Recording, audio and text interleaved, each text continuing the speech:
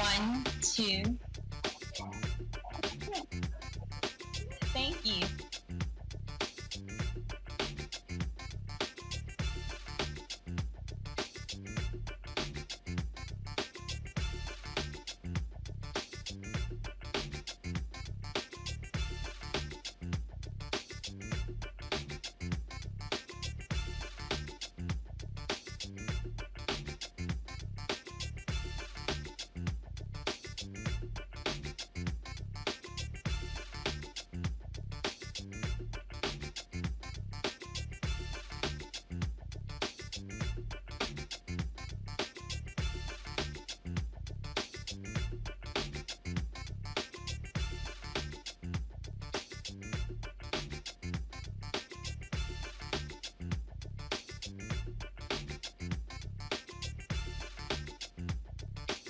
One.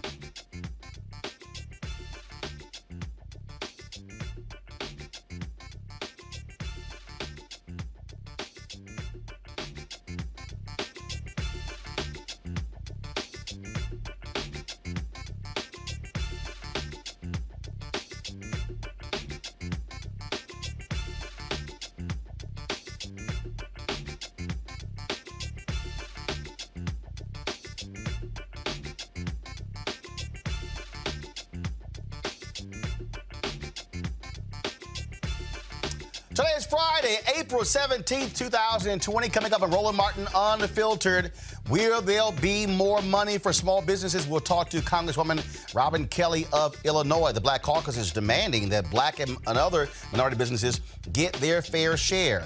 And Andrew Cuomo, the governor of New York, shades Donald Trump, just destroys the liar-in-chief. Wait until y'all see this video.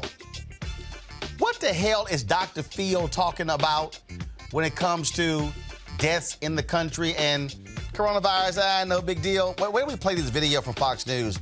And then you also see this video when Laura Ingraham just called Dr. Anthony Fauci to basically say, why in the hell am I even talking to this clueless woman? All right, folks, also on today's show, Donald Trump rolls out this new plan to reopen the country. What's up with testing? Dr. Ebony Wilson joins us. Also in Ohio, their primary is in 2 weeks. But what's going to happen when it comes to voting? Former state senator Alicia Reese will join us. In Michigan, we'll talk to a journalist who broke down an investigative report revealing that ex-Governor Rick Snyder knew about Flint's toxic water and lied about it. We'll break down all the details, and we'll give you examples of some people helping people through this pandemic. Colin Kaepernick, also author Frederick Joseph. Joseph will join us right here on the show. And folks, Bubba Wallace, NASCAR's only Black driver, talks about Kyle Larson.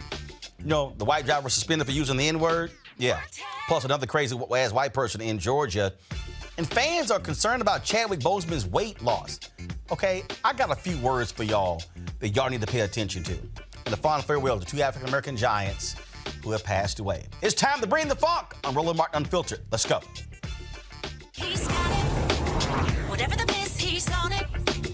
Whatever it is, he's got the scoop, the fact, the find.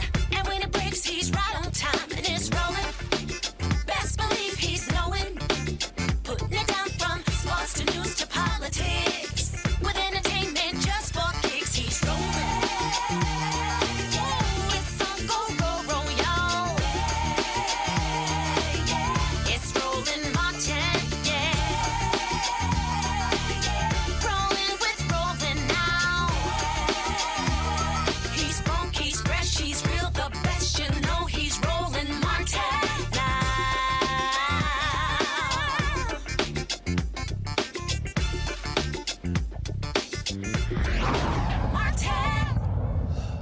All right, folks, when it comes to COVID-19, Congress is trying to do their part when it comes to helping American businesses. But the initial program, $350 billion for small businesses, out of money.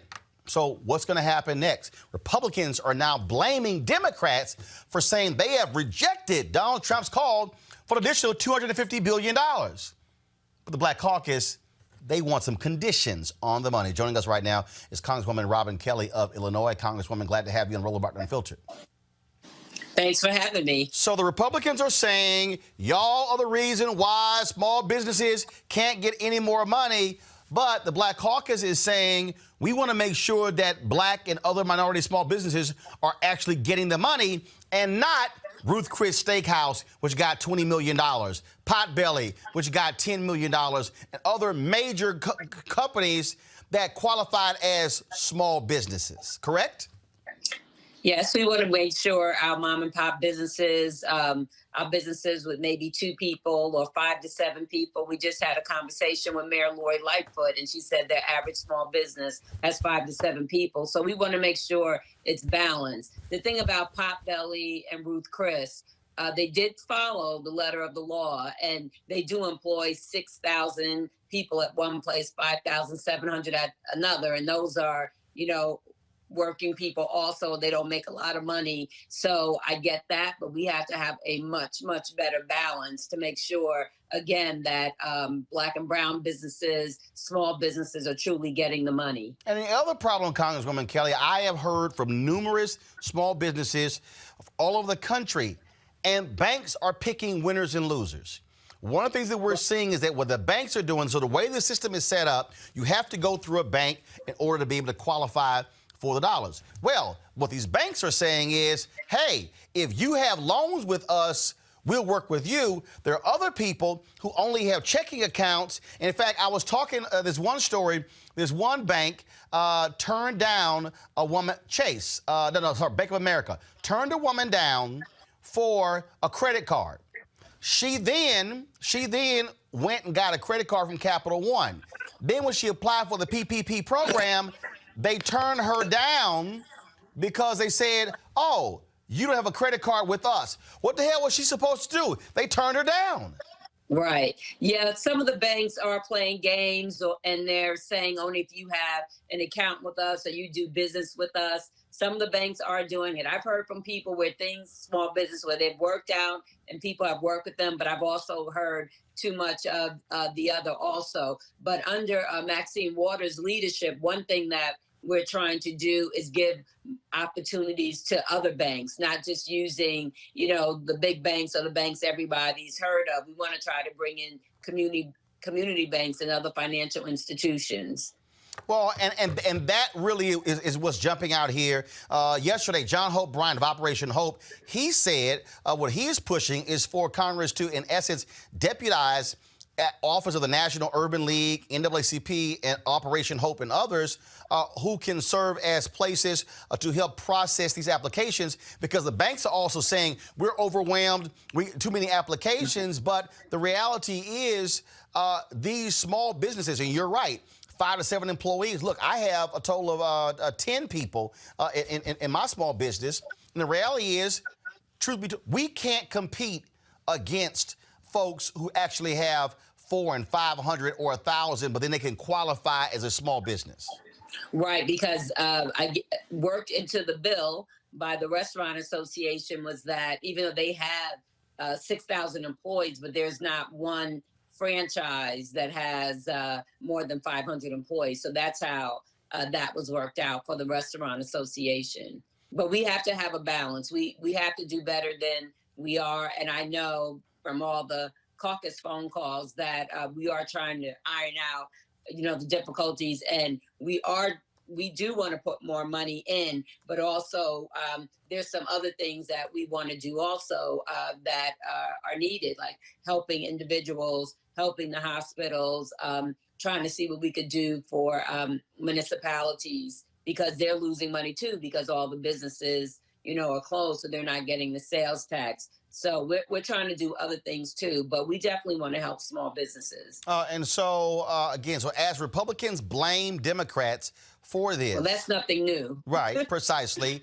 But from you, what Democrats are doing is they are first of all, I also take it, they're pouring over all the details, because now we're finding out that these millionaires, there's $90 billion that was tucked into this bill. These millionaires are all of a sudden I saw this story where they're going to be getting an average $1.6 million in terms of how this is working out. And so I take it you're also making sure that no bill is passed where the rich folks keep getting richer. We definitely are. I wasn't, in Congress in 2008 and 2009, but, there are people that were, and we have talked about, we don't want a repeat of that where the rich get richer and the little guy or the little woman, that they lose out or lose their job. And some people are still trying to recover. So, if some people are still trying to recover, it's exacerbated in Black and brown communities, and we want to prevent that. All right, Congresswoman Robin Kelly, we surely appreciate it. Thanks a bunch. And we appreciate the CBC fighting on behalf of all of us. Thank you. Thank you very much, folks. As of today, there are 694,712 confirmed cases of coronavirus in the country. 36,181 people have died, more than 4,000 in the past 24 hours. 59,147 people have recovered. Now, folks, Donald Trump spent today whining and complaining on Twitter. Oh, my goodness, they aren't telling me thank you, and they aren't saying we appreciate all that you've done. Really? Really? And now what he's done is he's now shifting the blame to the states. Well, after he was blasting Governor Andrew Cuomo on Twitter, actually was watching Cuomo's news conference and was commenting on what Cuomo was saying. This is so delicious. Watch what Cuomo said back to Trump as he watched him on TV. Let's respond to the president. First of all, if he's sitting home watching TV, maybe he should get up and go to work, right? Second, let's keep emotion and politics out of this and personal ego, if we can, because this is about the people and it's about our job. And let's try to focus on that. I have said repeatedly that when we were fighting for the additional capacity for a hospital system, that the president moved very quickly, and I applauded him for it. And he brought the Army Corps of Engineers, and he brought them up to build the Javits Center capacity, 2,500 beds. He's wrong that it hasn't been used. About 800 people have gone through Javits. To dismiss 800 people is disrespectful. But we didn't use 2,500 beds because we didn't reach the capacity. When he says, well, we built it, we didn't need it, it sounds like a suggestion is, well, it was a request by the state that wasn't valid. If he didn't really believe 2,500 beds was necessary, I don't believe the federal government would have helped build 2,500 beds. And the number came from a projection from him. See, he should read the reports he issues. The White House Coronavirus Task Force had projected in the millions of people. The CDC, which is the president, projected in the millions of people. So the projections were high. They were the president's projections. So for him to say to anyone, well, you relied on projections and the projections were wrong, they're your projections, Mr. President. So were we foolish for relying on your projections, Mr. President? CDC, Coronavirus White House Task Force, that's you, White House, that's you. We relied on your projections. Okay, shouldn't have relied on your projections. Actually, I think the president has a better argument, which is, yes, we built 2,500 beds because the projections said it could get that bad. And because we worked together, we flattened the curve and we didn't hit the projection, which is actually what happened. But don't suggest that anyone made a mistake relying on your projections or on Cornell, Columbia, McKinsey, et cetera. Second, I have said a number of times, I don't know, what am I supposed to do, send a bouquet of flowers? They were very helpful on Javits. They were very helpful on sending the U.S. Navy ship Comfort. They were very helpful in intervening with China and getting PPE equipment out of China. They were very helpful in helping us find ventilators. I said, thank you, thank you, thank you, thank you. Now, going forward, we're still in the midst of it. The president doesn't want to help on testing. He said 11 times. I said the one issue we need help with is testing. He said 11 times, I don't want to get involved in testing. It's too complicated. It's too hard. I know it's too complicated and it's too hard. That's why we need you to help. I can't do an international supply chain. He wants to say, well, I did enough. Yeah, none of us have done enough. We haven't, because it's not over. So yes, thank you for the Javits. Thank you for the U.S. Navy ship Comfort. But it's not over. We have a lot more to do. And no one can take the posture, well, just say thank you for what I've done, and I'm now out. I'm not doing anything else. I've done my part. What if I said to the people of my state, okay, I'm done. By the way, I saved hundreds of thousands of lives. I flattened the curve. I created more hospital beds than anyone ever imagined. I coordinated the entire state. I'm done. I'm done. I'm going home. I'm going to go see my mother. I'm going to spend time with my kids, and I'm going to go out fishing in Connecticut because their marinas are open. That's it. I'm done. What if I said that? That's what he's saying. I'm done. I don't want to help on testing. Testing is too hard. And then the only thing he's doing, let's be honest, well, it's up to the states to do reopen. By the way, it was always up to the states. What are you going to grant me what the Constitution gave me before you were born? It's called the 10th Amendment. I didn't need the President of the United States to tell me that I'm governor. And I didn't need the President of the United States to tell me the powers of a state. People did that. Alexander Hamilton, Thomas Jefferson, James Madison, they are the ones who gave me the power. And I don't need the President of the United States to read the Constitution for me.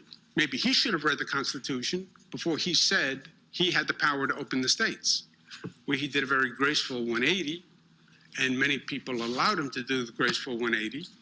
But, so he now says it's up to the governors, which he said repeatedly now, yesterday, version of yesterday. And now it's up to the governors to reopen. Okay, I'm going to reopen. I get it. And you don't want to help on testing, which is a national problem and replicates the same chaos that you created with medical supplies because FEMA wasn't ready. By the way, I needed a stockpile. Where was your stockpile? 10,000 ventilators for the nation? That was your stockpile? Where your projections, the federal projections said they would need double the hospital capacity of this nation. Think about that. The CDC says double the hospital capacity of the nation. The minimum projection was 2.4 million hospital beds. You know how many hospital beds we have in this nation? 900,000.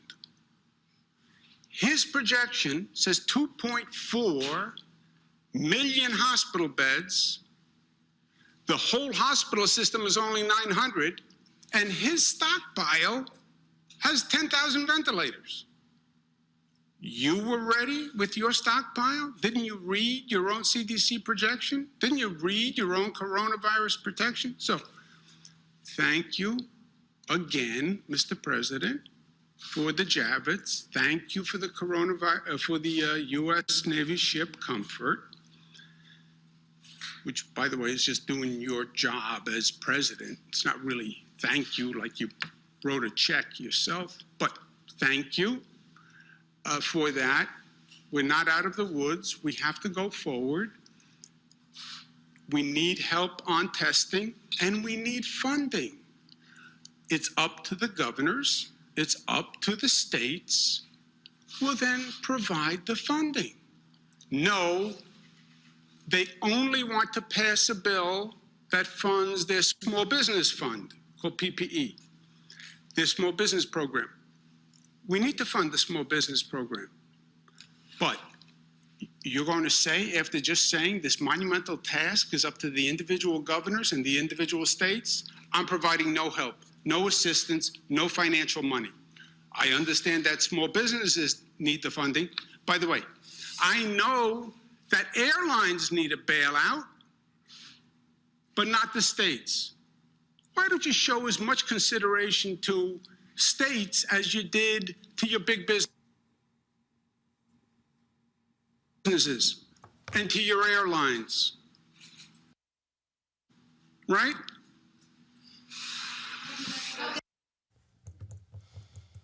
Ooh, talk about laying the wood. See, that's what happens when you actually read stuff and you have facts, but clearly Donald Trump has no clue whatsoever. Joining us right now is Dr. Ebony Jade Hilton. She's associate professor, anesthesiology and critical care medicine, University of Virginia. All right, Dr. Ebony, clearly as you heard that, you had to be saying, damn, this sort of reaction I got, damn. It was just like another, damn. Then just another, damn. I was about to call a timeout. He had time today. He had time today. And Trump was watching. Trump was watching because he was live tweeting. Listen, I'd have had to turn that off. We had to fight. I mean, that was, for me, anybody that knows me, that was life for me, because to read someone for exactly who they are without even having to throw insults, just to give you a mirror and say, hey, look, this is what you've been handing out. Everybody sees it. It's very clear. You're not fooling anyone. But I give him, he had time. He had a Bible to give the hand on. I loved every piece of it. So yeah, I'm here for it. The thing is that what you're dealing with right now is Donald Trump wanted these governors to beg. He wanted them to bow down. Now he's doing this. Mm-hmm. Okay, I'm done with y'all. So y'all, I ain't got nothing to say. So y'all figure out testing. I ain't got no problem. That's what's going on here. That is dangerous. It's not only dangerous. See, I see Trump for who he is. This is a setup for when it goes bad, I have someone to blame because I didn't open it up. You guys opened it up. There you go. And you didn't do it the right way. What we know is that before you can open up the economy, biology will always win. So unless you have testing in place, unless you have a method by which to trace those who are actually positive and make sure that their community is going to be safe and that they have the resources they need to actually isolate themselves and actually still have money to feed themselves and keep a shelter over their head, unless you have the treatments already in place and the hospitals geared up to take care of the people that may come in mass, then you're not ready to open the economy. But what Trump wanted to do was, because our economy is in struggles, and I do know, like I said, virus kills, but so does poverty. So do we have to balance? Yes. But you balance and you open the economy once you have these measures in place. And he knows it's not in place. Dr. Fauci has probably told him this is not going to be good. And so what now Trump is doing is covering his tracks to say, governors, this one is on you. If it's your choice to open it, then go ahead and open it. But as soon as it goes bad, he's going to say, I had nothing to do with it. Well, he's already said, I take no responsibility at all.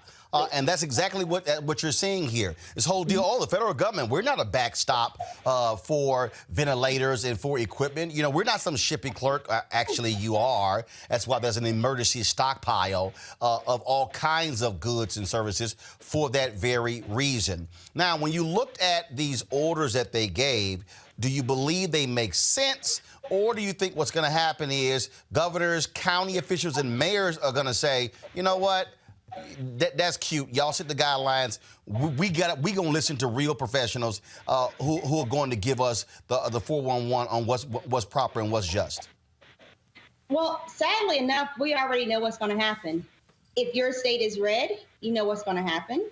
If your state is blue, you know what's going to happen. Unfortunately, what we've seen with this administration is that it has become very divisive. where science does not matter. It matters along the lines of party lines. And so we saw the states that took forever to have a stay-at-home order. There's still some states without one. We know which governors have said, oh, we're going to keep our beaches open, and which one said that our state is going to be closed regardless if you march on my grounds or not. We're closed. So we already know how this is going to go. And so what I tell those people in those red states is that our prayers are with you, and we're going to do everything we can do on the medical end to take care of you. We just have to band together.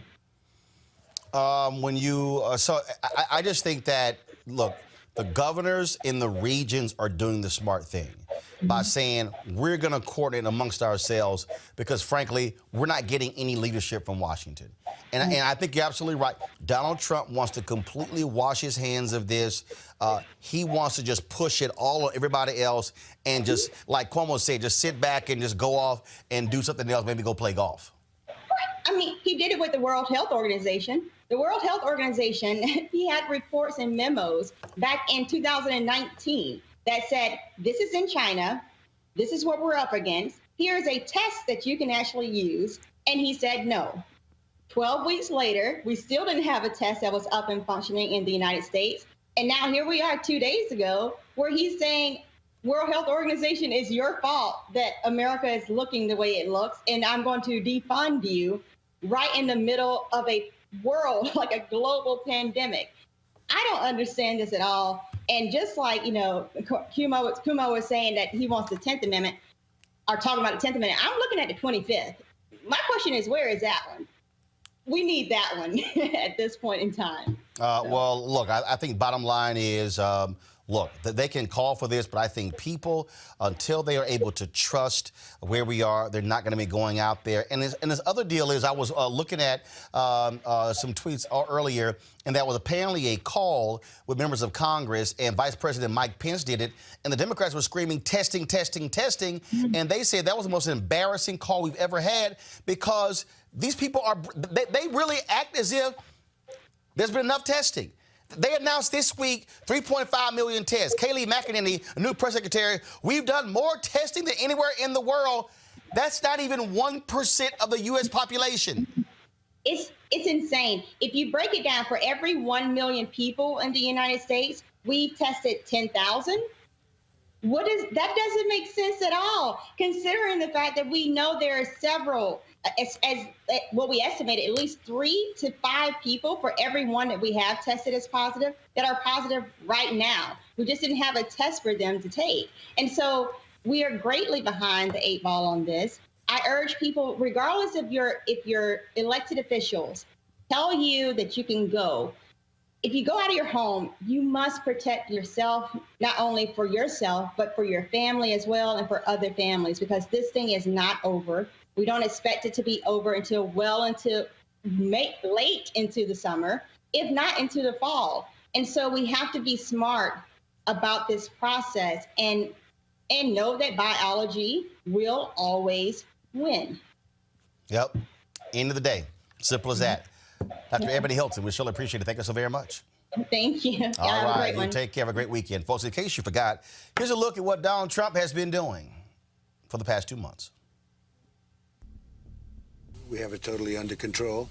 It's one person coming in from China. It's going to disappear. One day, it's like a miracle. It will disappear. Our numbers are lower than just about anybody. Yeah, no, I don't take responsibility at all. People coming in from China, where this all started, it could have been stopped right where it came from, China. It came from China. It got out of control. If you think about Governor Cuomo, we're building him 4 hospitals. He's supposed to be buying his own ventilators. We're going to help. People like Governor Inslee, he should be doing more. He shouldn't be relying on the federal government. Governor Inslee, that's the state of Washington. Don't call the woman in Michigan. All she does is she has no idea what's going on, and all she does is say, oh, it's the federal government's fault, and we've taken such great care of Michigan. We inherited, this administration inherited a broken system. The original tests, the ones we inherited, Jim, as an example, they were broken, they were obsolete. And you remember, we inherited a broken system. We inherited a broken system. WHO, that's the World Health Organization, they missed the call. World Health got it wrong.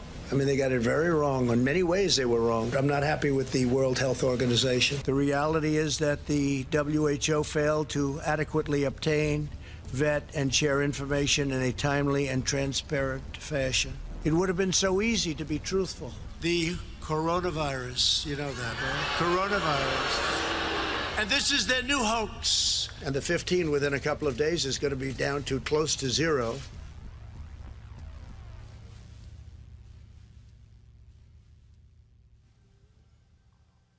Well, we now know those deaths are a lot higher. Now, of course, folks at Fox News, they're just quite genius, okay, because, they just love to talk about what's going on here. So before I play for you what Dr. Phil said, so check this out. So Dr. Anthony Fauci was on Laura Ingram's show, and if y'all want to see how she is not the brightest bulb in a dark room, listen to this idiotic question and just watch the facial response of Dr. Fauci. Folks, go right to it here. Area where you have very few people. Question of a vaccine. Hold on one second. Come back to me. people. Come back to me. All right. So let me go ahead and clear some audio here. There are a couple of things that are going. This is, first of all, when you see this video, I saw it, and if you want to understand why these nuts are running around the country holding these protests, it's because they're watching Fox News and they are literally feeding these nuts. And if y'all just want to kill yourselves, go right ahead. But that's pretty much what y'all doing. Okay, here we go. Check this out. Dr. Fauci, on the question of a vaccine, we don't have a vaccine for SARS. I mean, they got close in mice. We don't have a vaccine for HIV. And life did go on, right? So the idea that we're definitely going to have a vaccine, we didn't really approach much else in the same way as we're pegging going back to normal with a vaccine. Did we? Well, no, but Laura, this is different. HIV/AIDS is entirely different. We don't have a vaccine for HIV/AIDS, but we have spectacularly effective treatment. People who invariably would have died years ago right now are leading essentially normal lives. SARS is a different story. SARS disappeared. We developed a vaccine. We were in the process of going through the various phases. We showed it was safe. We showed it induced a good response. And then SARS disappeared. And we didn't need to develop a vaccine for SARS. So I think it's a little bit misleading maybe to compare what we're going through now with HIV or SARS. They're really different. But we don't know. This could disappear. I mean, SARS did pretty much disappear. This could as well, correct? Yeah. Anything could, Laura, but I have to tell you, the degree of efficiency of transmissibility of this is really unprecedented in anything that I've seen. It's an extraordinarily efficient virus in transmitting from one person to another. Those kind of viruses don't just disappear. Okay.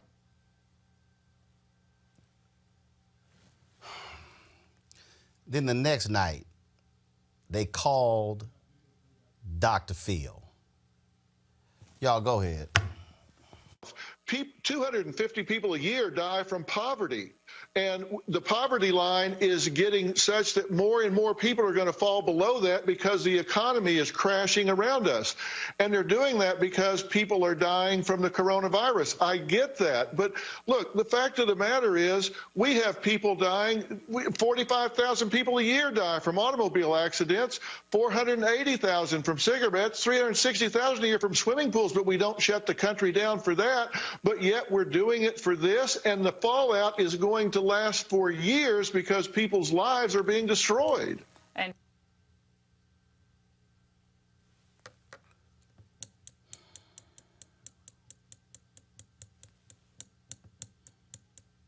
y'all know he's not a medical doctor. Y'all also know he gave up his license in Texas. My panel, Tiffany Dina Lawson, Director, NAACP Youth and College Division, Dr. Chris Metzler, Conservative Analyst, Law and Victoria Burke, National Newspaper Publishers Association. Chris, what the hell? I mean, seriously, Laura Ingram's actually saying, well, we did have a vaccine for HIV/AIDS. Chris, a bus driver in Michigan is dead because a woman coughed Right. He got coronavirus. He was dead 2 weeks later. There are no stories ever of someone having sex and getting HIV or AIDS and they're dead 2 weeks later. What the hell is wrong with these people? Well, first of all, the comparison is just simply ridiculous.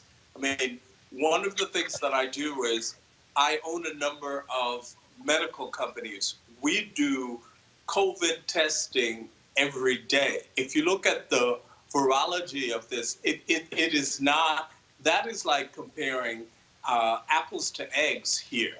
That is simply not a valid comparison. And then to have doctors, I'm not sure why Dr. Phil was supposed to counter Dr. Fauci. Right. I'm completely confused. We got Dr. Phil, Dr. Oz, what's the other doctor? Dr. Drew, and then Dr. Drew screws up. He got to apologize. Oz got to apologize. Then Dr. Phil, who don't know jack about medicine. First of all, he said 250 people die each year of poverty. It's 250,000. He then said 360,000 die swimming pool accidents. No, it's 3,500. But here's the other deal, Chris. If you keep saying, well, here are X Americans who died because of cigarettes. I don't smoke. Those are false. Those are false choices. But I can die of coronavirus. Yeah, those are simply false choices. Look, if you want to have a discussion about the economy, have those discussions. If you want to have a conversation about craziness, you could talk to Dr. Phil about that.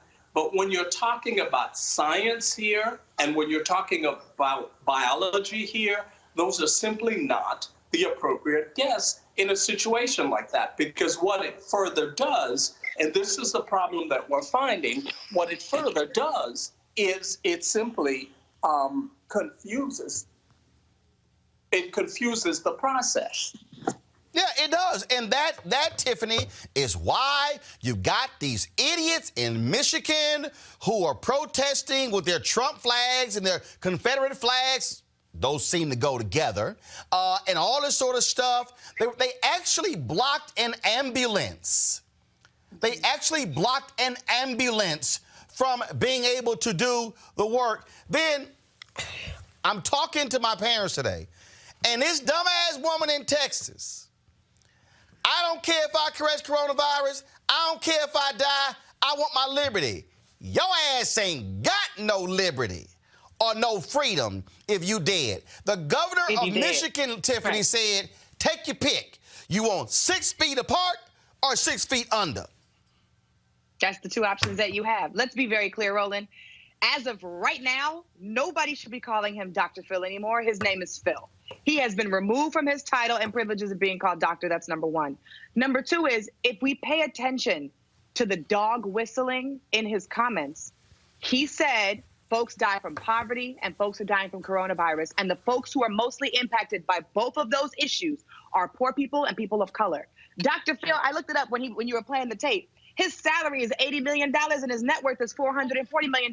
He ain't got to worry about neither one of those issues. But poor people and people of color do.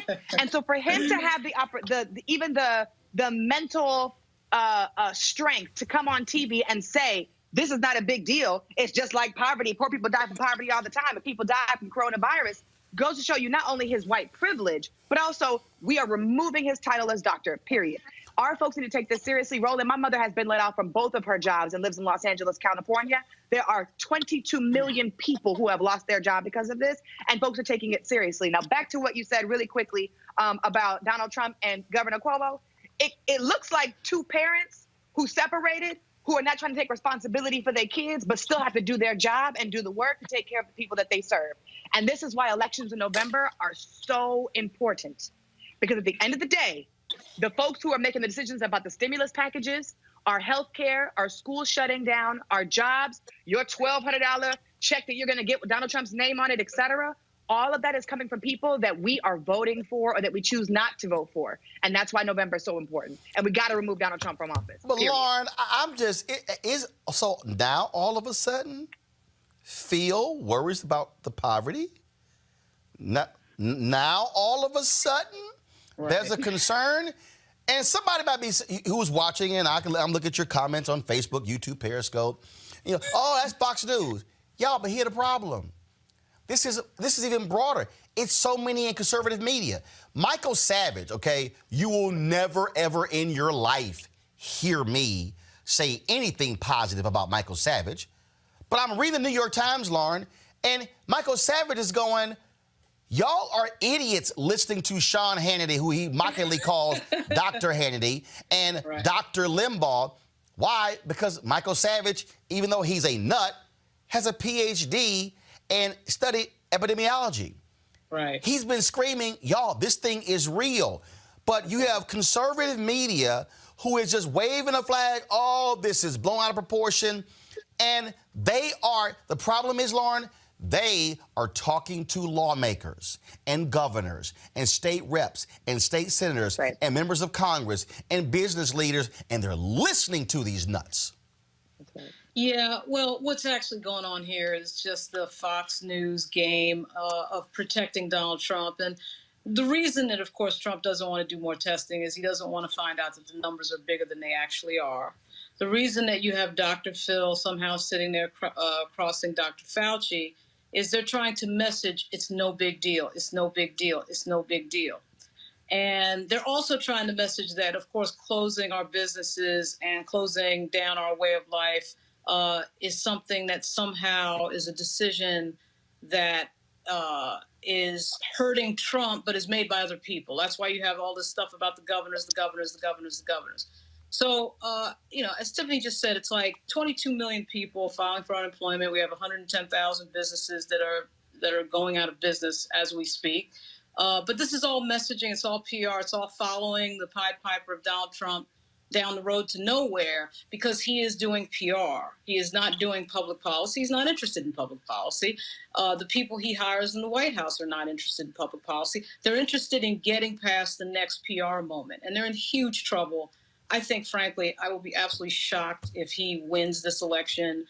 This entire thing is him. It's him not reading his intel report in January and talking about vaping, okay? It's him not preparing the country for this pandemic. He can't blame it on anybody else. And no amount of PR and no amount of dancing around is going to change that because now we have, 35,000 people dead in a month? And all because we weren't prepared, because we didn't prepare early enough, because he wanted to fool around and act like this was no big deal. Them acting like it's no big deal is their attempt to try to save Donald Trump from the inevitable reality that nobody is going to ignore at the end of this when we end up with 50 or 60,000 people in the end dead because of COVID. The thing that's crazy, Chris, is if you look at numbers, and so go to my computer, please. This was tweeted today by John Harwood. He, first of all, Gallup numbers. Chris, Trump approval numbers, white non-college youth, 18-29 is 43% approved. Everybody else under 30, 21%. Then this other poll, Gallup poll on how Americans rate Trump's performance as president. Whites without college degrees, 61% approve, 37% disapprove. Everybody else, 31% approve, 64% disapprove. Chris, here's what is crazy. No president wants a moment like this. But it's moments like this that actually can solidify you steamrolling your competition or you're actually losing. For him to, he is pretty much saying, yeah, federal government, we're done. States, y'all go right ahead. As opposed to states, we've got this for you. We've got this. I've enacted the National Defense Production Act. We're sitting here, oh, no companies, you're not going to be charging us $15 per PPE when you were charging $5. He wouldn't say to DuPont, we're going to pay for the chartered flight to send your stuff overseas to get stitched together and then bring it back, and then you're going to sell back to us 60% of the stuff you made when we just paid for your chartered flight. No, he would, if a real leader would have come out and said, the no bid contract that bankrupt company out of Virginia got to $55 million for masks, no, we canceled that contract. The American public, the numbers would go through the roof. This idiot, Chris, does not want the responsibility because he wants to be able to say, I had nothing to do with it. Y'all can't blame me. Well, and the unfortunate thing about this from a political standpoint is this. The whole coronavirus thing, it seems to me, and particularly in some conservative circles, it seems to me that the conversation is it's an either-or strategy. It actually is a both-and strategy. And here's what I mean by that. You do the testing very early. You figure out what the numbers are so that when testing is actually done, the numbers don't skyrocket and look like you've done absolutely nothing. But Chris, remember though, in the beginning, he didn't want to do it. He actually said, yeah, we didn't want to bring them off the ship because the numbers would have increased. He basically said what you just said. And so this whole time, Donald Trump has not wanted to actually do massive testing because he doesn't want to see a big number. And here's what's so dumb about this. If you actually do mass testing, and even if it's a big number, it actually benefits you because you did mass testing. Right. Well, right. Precisely. It does. And then if you look at some of the attempts, there was all this discussion about disparities relative to testing. For example, in New York City, where, I don't know, a large percentage of people don't have cars, you're only doing drive-up testing. Same thing in some parts of Florida. They don't drive. How are they going to get there?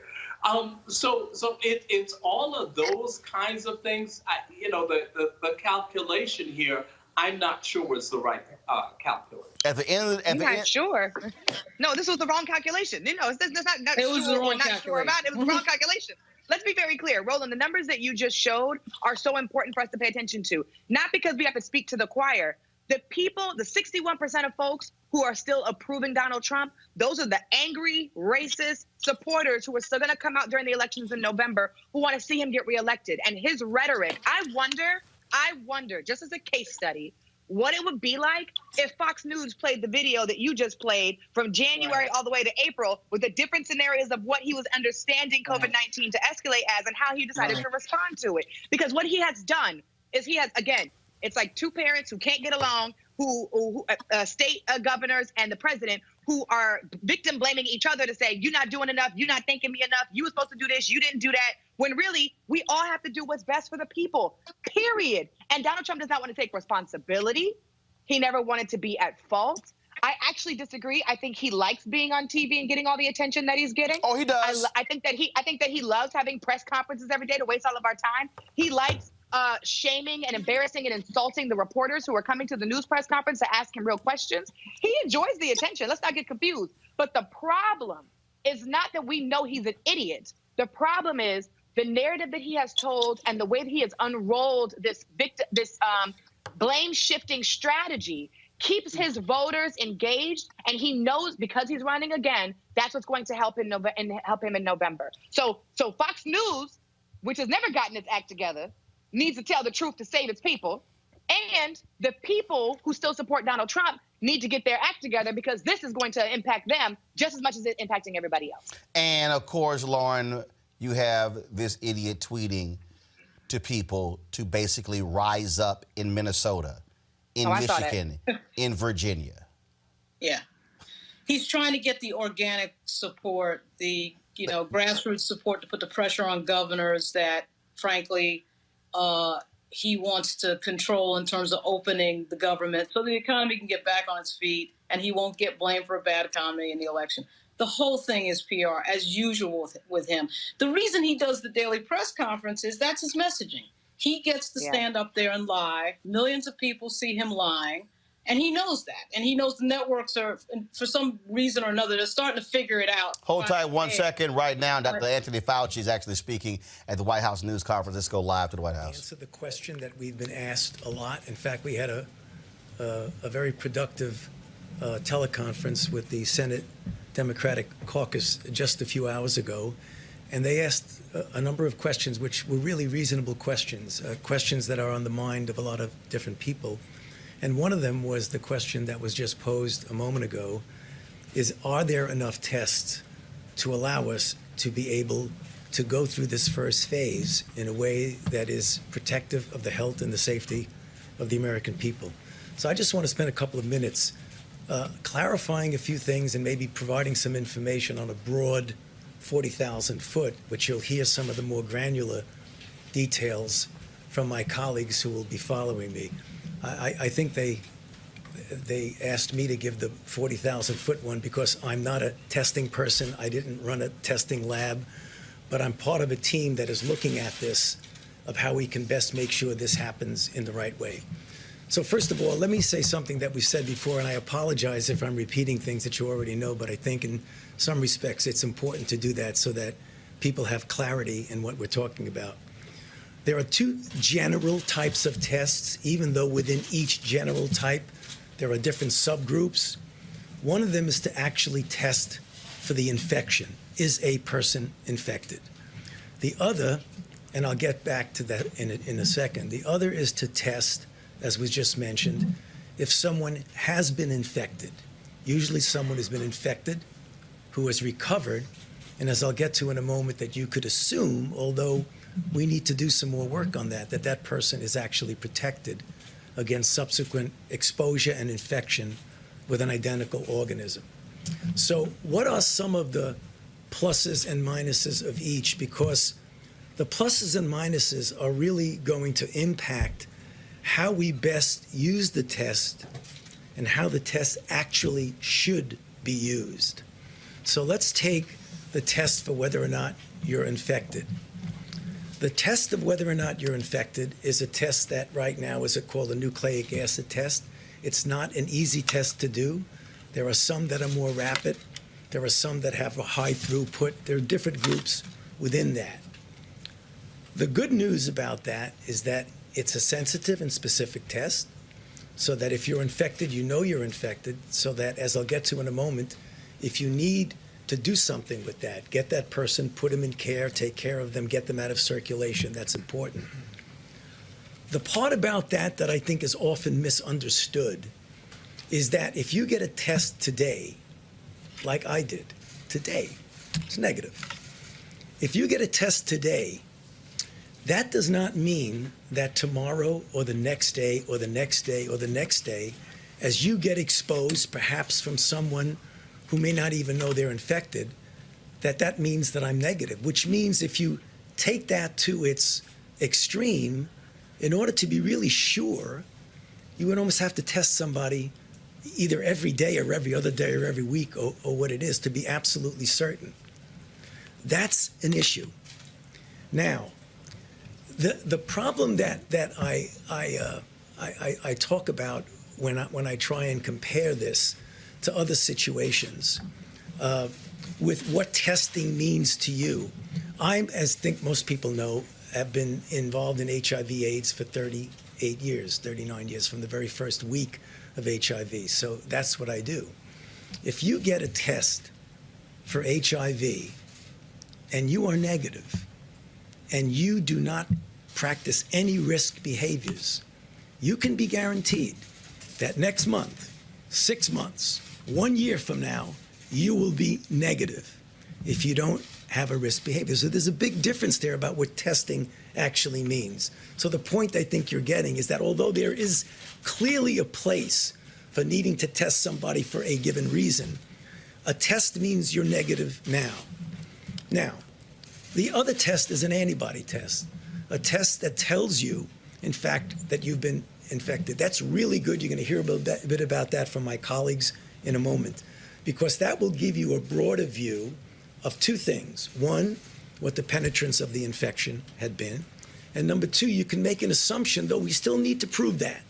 I mean, we are assuming that if you're infected and you have antibody, you're protected. And I think that's a reasonable assumption based on our experience with other viruses. But what we want to make sure that we know, and these are some of the challenges, what is the titer that is protective? How long is the protection? Is it 1 month? Is it 3 months? Is it 6 months? It's a year. So we need to be humble and modest that we don't know everything about it, but it really is an important test. The other thing is the difference between testing and monitoring out there, what's out there. The difference between what we really need it for phase 1 is to be able to identify, isolate, contact trace, a very important part of when you're pulling back gradually and slowly on the mitigation, and you have people who might be infected. You want to know they're infected. You want to put them in care. That is something that we absolutely need to do. But there are other ways. I want to make sure people understand that not to underestimate the importance of testing. Testing is a part, an important part, of a multifaceted way that we are going to control and ultimately end this outbreak. So please don't anyone interpret it that I'm downplaying testing. But the emphasis that we've been hearing is essentially testing is everything, and it isn't.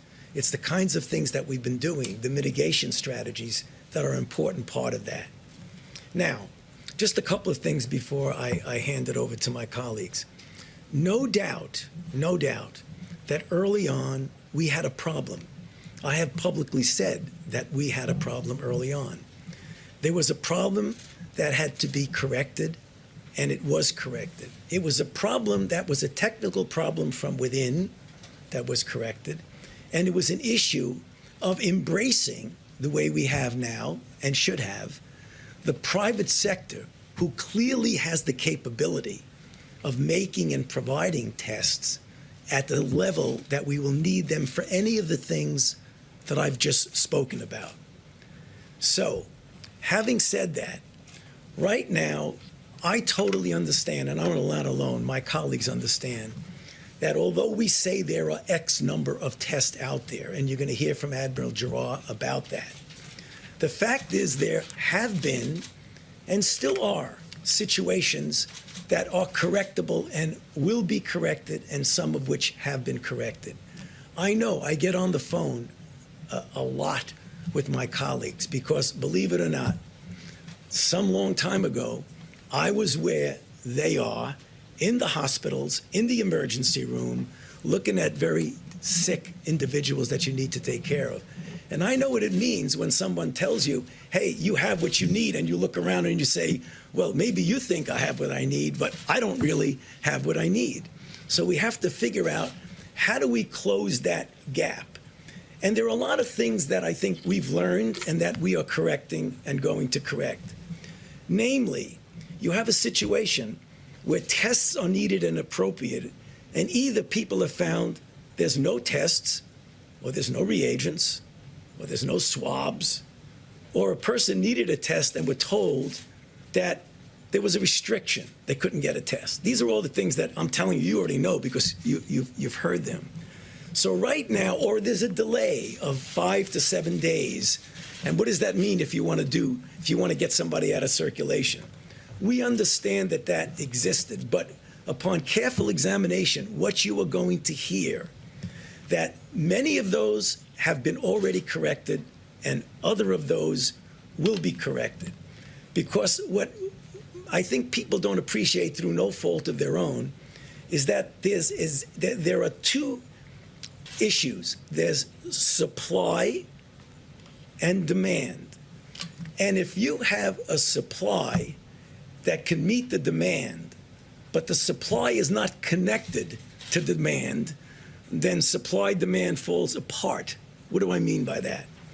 I mean there is existing capacity that we have that for one reason or other maybe has not been fully communicated as to the availability of that existing capacity, and you're going to hear about that now. There's production capacity that gets better and better and better. And that's what we're talking about, because for what we need now, we believe that with better communications, we'll be able to make that happen. So I know there's going to be a lot of questions about that. I don't want to go on too long, but let me just finish by saying. Okay, Chris Metzler, I just need you to explain something to me right there. We need a better communication. You have a task force briefing to the world every day. Is that not? I'm just. You have a televised briefing. You've got a dude tweeting his ratings every day. You've got, Chris, the federal apparatus. I mean, do we need to hire a communications intern, Chris? Is Chris there? Okay, Chris is gone. He needs better communication. Tiffany, what the hell? Yeah, he might need a few interns. That's what they need. You got every day a press conference. He just got finished tweeting again a couple minutes ago. He tweets all the time around the clock. I'm not exactly sure what he means by better communication. You know what it is? Maybe he meant him and the president need to have better communication because the president's not understanding his recommendations of what he's saying. And it has been so long that this pandemic has gotten worse that he's trying to send us a message Donald Trump is not listening and he needs better communication. Because there's no possible way at all that the communication to us has not been clear. It doesn't make any sense. Lauren, I'm not quite understanding. So was Fauci saying we have lots of supply and no one knows we have supplies? So can y'all please spread the word and send a text and holler at your friend? They know, there's no mistakes with communication and Donald Trump. Donald Trump is communicating exactly what Donald Trump wants to communicate. And what Donald Trump wants to communicate is that everything is great. We're going to open the country on May 1, and we're going to open in tears, and we're going to get back to where we were. He wants to communicate that because he knows that he has an election in November. He knows that he's got to get things back to where they were and sort of try to figure out a way that he doesn't get blamed for this, which is going to happen anyway. He's communicating exactly what he wants to communicate. Fauci has a problem because, of course, when Fauci tells the truth, that's a problem for his crazy boss, which is why every time they do a conference call, they do these White House task force conference calls like you referred to earlier, Roland, with members of Congress, with governors, et cetera, and so on. And Fauci has to talk in code. And Fauci has to talk in code because he knows that the fools that he works for will likely fire him if he starts telling the clear-throated truth from a medical standpoint about what's going on. Donald Trump is really good at communication. One thing is about him is that he's stupid, but he's not dumb. I mean, he's not a smart man when it comes to the details of anything with regard to policy, but he's very smart when it comes to communication strategy. He knows how to change the subject off into nonsense. He knows that everybody's watching him. He can repeat lies over and over again. And he sort of practices the old adage of if you repeat a lie long enough, people will believe it. And in our elections, there's a certain percentage that'll vote for him no matter what. There's a certain percentage of people who vote red and blue no matter what, no matter who it is. He's aware of that. And so he's going to have to probably lie his way through this because the reality is tough. I think the number of deaths now is 36,000, and we're almost at 700,000 diagnosed. We hit 1 million. That's 1 million people diagnosed with COVID is one person out of 320 in the country. It's amazing when you think about that. And that's the ones that we know about. Okay, there's a lot of people we're not going to know about. So Trump understands what's going on here. So he's trying to get things back to the way they were, so he can argue that it was hyped and it was exaggerated. He's a very good communicator, actually. Well, bottom line is we see exactly what's going on, and he can run away from it. You're right. Everybody wants to dance around it. To me, this is one of those deals where if you're Fauci, that's where you say, I dare you to fire me. I dare you. In this moment, look, stop trying to sit here and, make them feel good. No. You go up there and you say, you go up there and say, I'm going to tell the truth, and I dare your ass to fire me. That's right. Yeah, go ahead and fire the leading expert in the middle of an international pandemic. It likely will. If you think you got a problem right now, go ahead. Fauci can hold on to this position. If things get a lot worse and they hit the 100,000 number that was originally predicted by Dr. Birx, and the Surgeon General, then he may, because Fauci is going to have to sound the alarm if things get worse. But it's good that he's back there, because you need somebody with a brain in their head back there. I suspect he's not the only one. The question is, who has the guts to cross the president publicly? And from what I can see, he's the only person back there that has the guts to cross the president and get fired as a result. Yeah, that's them and some of the reporters. No, yeah. and that's my point. You use the fact that you have an 87% approval rating, right, and you say, I dare you. That's right. I dare you. That's right. All right, folks, let's talk stimulus checks. About 80 million people received their stimulus payments this week. But if you weren't one of them, it doesn't mean you won't get your money. The problem is if you didn't get your check, it's because the idiot wanted his signature on it, so therefore it was delayed. There are also technical glitches with it as well. We've also seen the video out there of some individuals who didn't realize that the people who prepared their taxes, the checks went to them. It's been all kind of confusion out there.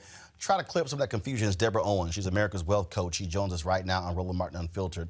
All right, Deborah, so explain to people how that works, how the people who prepared these folks' taxes, or where they went to places and they actually paid them, they couldn't pay their taxes, and so they in essence got a tax loan, and how those people are keeping checks. That's happening all around the country. Yes, well, it's not unusual in our community, right? Because we're being bombarded with this marketing around get your tax return, your check early. And so we often fall for that. And so what happens is typically they're giving you a loan. I mean, freedom ain't free. So they're giving you a loan. And then when they get that check, they repay the loan. And then, basically you sort of gave them proxy over your return. And so it's not the money came into their account. It didn't go into yours. They actually had your bank account information. And so in that regard, I think there are a few things people need to know what to do, right? So we don't have to file our 2019 taxes until July 15th. So if you electronically filed your taxes in 2018, then the government has that information. So then you will get that check much easier. The other thing you could have done was filed your taxes for 2019 and got the money electronically. However, if you go to irs.gov right now, you can go ahead and enter your bank account information so that you can electronically receive your $1,200 stimulus check. Now, there's some other snafus in there as well. It's like they said if you didn't owe the federal government money, you would get your check, but there is some consternation around that as well. Banks are a little frustrated because they're getting notices from creditors saying if they deposit that money in the check, so let's say you maybe had a lien against your account, or someone, maybe you didn't pay a bill and they went to court to get some kind of garnishee on your check. Some of the banks are fighting out about this, but this is the sort of thing that these are the types of situations that could really hold up you getting your check quickly. All right, so if you get your check, should you pay your bills with your check immediately? Well, here's what I'm telling people. The bottom line is it's about keeping your cash reserve. And so, one of the things I want to really encourage people to do is to call your creditors right now, and particularly if you're laid off, and tell them that you're laid off, or, because of the coronavirus, you don't have the cash flow, and see if they'll give you 60 to 90 days. You'll be surprised. Many of the people I gave that kind of call to action a couple of weeks ago when the whole stimulus package, we knew that those checks were coming. And a lot of people were able to negotiate with their creditors to extend the amount, and I think the other thing underneath that is, can we get the credit agencies to go along as well and not make it so that it's a negative check mark on your credit rating? But I really hold on to your cash, people. We don't know how long this is going on. I mean, I was just listening to your conversations, you know, the testing. They haven't tested. I don't know about you, but I don't care if they test or not. I'm not going out here, you know, until I feel confident that I'm not just going to willy-nilly get coronavirus, right? So you can open up all of the locations you want, but if people don't really feel safe, they're not going to do it. And so in that regard, cash is king. Keep as much liquid cash as you can, because we don't know how long this is going to go. When I say liquid, I'm not saying, you know, put it in the mattress or anything. I am saying put it somewhere where you can have easy access to it. All right, then. Any questions from Tiffany or Lauren for Deborah Owens? Deborah, are we paying taxes on that money, on that stimulus check? Ah, that's another snafu. You know, there has been some back and forth around whether or not that is taxable. For all intents and purposes, it is taxable income. But for many people, here's what I want to say at the end of the day, is that if you were in a position that you did need that stimulus check, consider yourself grateful, right? And for those of you who are receiving it right now, I mean, it would be great if that was a tax-free check, but I know many people out here are suffering. They've maybe been laid off. So there's some other tips that I want to give folks, Roland. They have funded food banks to a greater degree. I think you saw the lines that are in many cities of people who are going for food banks. Really, folks, don't be ashamed to get help. The other thing, and I don't believe many people are taking advantage of this, but part of that stimulus package went to states to increase the amount that you could get on unemployment. And so you need to file for unemployment. You may not think you qualify for it or whatever. Let them tell you no, because you will get your state's minimum, and then there's another $600 tacked on to that. So that's another way to get some cash flow. Another part of the stimulus bill, I know we're hearing that, you know, the paycheck protection money is gone, and that was really for small businesses to keep their employees employed. But there's some other layers to the stimulus package. You could have applied for an economic disaster loan, and what many people didn't realize was whether you qualified for that or not, underneath that, what you could have applied for was a $10,000 grant. Grant meaning you don't have to pay it back. The other aspect of this stimulus money, a lot of people are self-employed, and they may have thought that they didn't qualify to apply for some of this money. When last Friday, if you were able to take, whether you had no employees or all, but you had 1099 miscellaneous income taxes, income reported, you could file all of those, and then your payroll, if you will, would have been 2.5 times whatever your monthly income was. Got it. Please, folks, we hear that the money is gone. Still continue to apply, because if the Congress does, you know, negotiate for more money, you want to be first in line. So here is all I want to say, Roland, is if you snooze, you lose. So this is your money. These are taxes that we all pay. They're not giving us anything. Right. We're simply getting a return on our dollars. And the more we have, the easier it is going to be for us to sustain ourselves, because we don't know how long this is going to take. Real quick, Tiffany, final question. No, I don't find a question. Deborah, I have a statement, because you just said if you snooze, you lose. If folks want, it's not about Congress negotiating the money. Again, that is our money. If folks want to see an increase, or folks want to receive a check, the Democrats are suggesting or recommending that folks get $2,000 a month moving forward, because you're right, we do not know how long this is going to last. Folks need to call their elected officials and tell them their stories and the conditions that they're going through, so that Congress and the president can move quicker to get folks more money, because $1,200 is not enough to last folks, considering the conditions of what we're seeing, to last folks for as long as this is going to be. Absolutely. Well said, sis. All right, Tiff, we appreciate it. Deborah, tell people where they can get more information from you. Yeah, they can go to wealthyu.com. And by the way, we've got an all-day masterclass going on tomorrow. Folks can still get in on it. They can go right to wealthyu.com. We've got a great promo code to help folks. All they have to do is put virtual, just virtual, the word in, and they get 50% off. So thanks again, Roland, for having me. Appreciate and folks, get your money. All right. Deborah Owens, thanks a bunch. All Folks, right. Ohio lawmakers have extended mail voting in the state's primaries until April 28th, but you need to understand what all the deadlines are. Civil rights groups are warning the plan could disenfranchise large groups of voters after coronavirus concerns delayed the state's original primary on March 17th.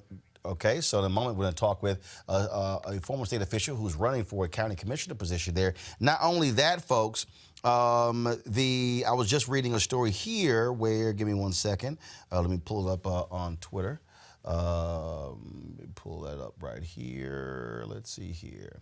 I saw a tweet from Ari Berman, and he was discussing this very issue about what's happening in Ohio, and I wanted to read this for you.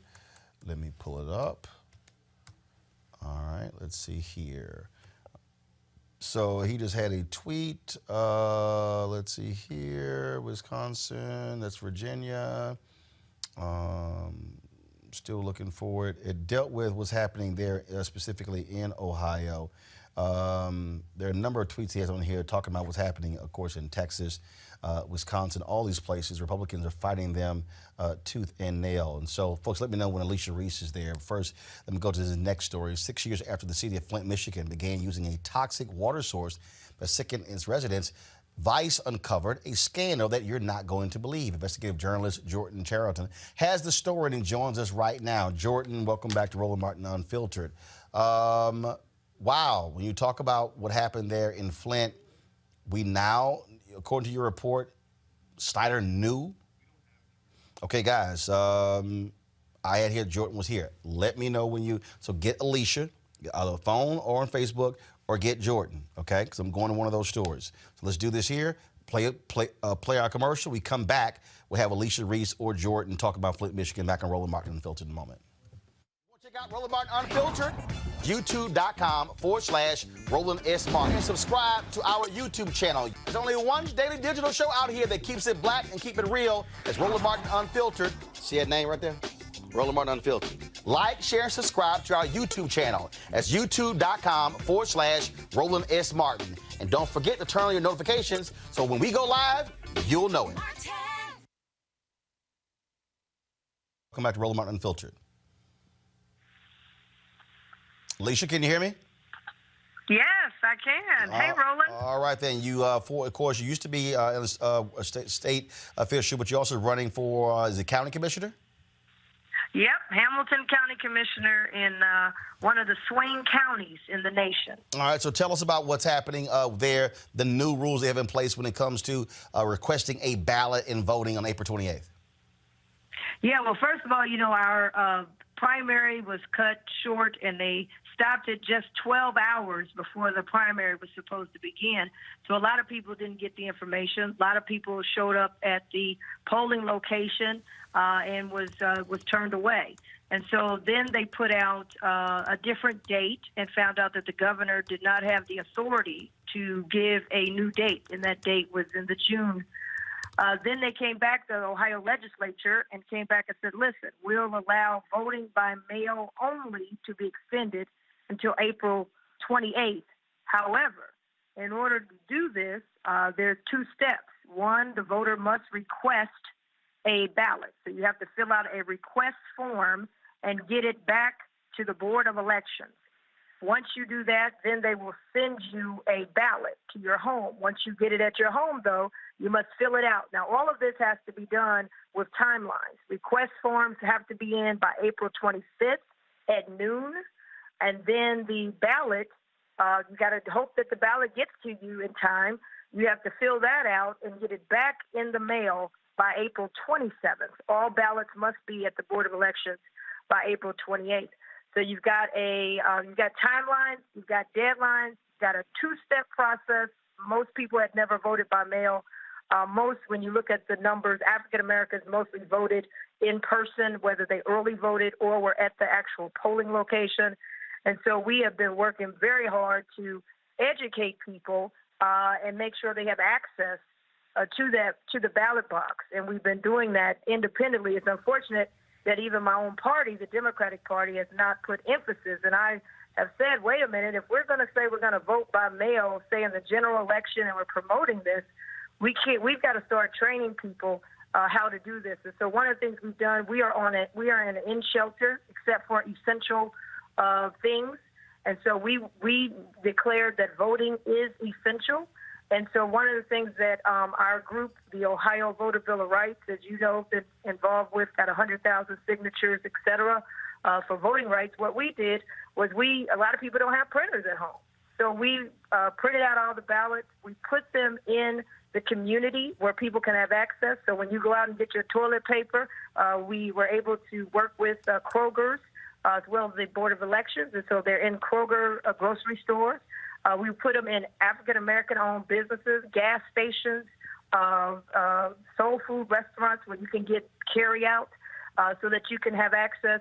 And then we brought together and worked with the churches. As you know, Souls to the Polls is huge, but we created a new Souls to the Polls. And we started last weekend, and we're going this weekend, this Saturday, where we've got pastors and churches, and we're coming together to have a no-contact drive-through only. So you don't go in the church at all.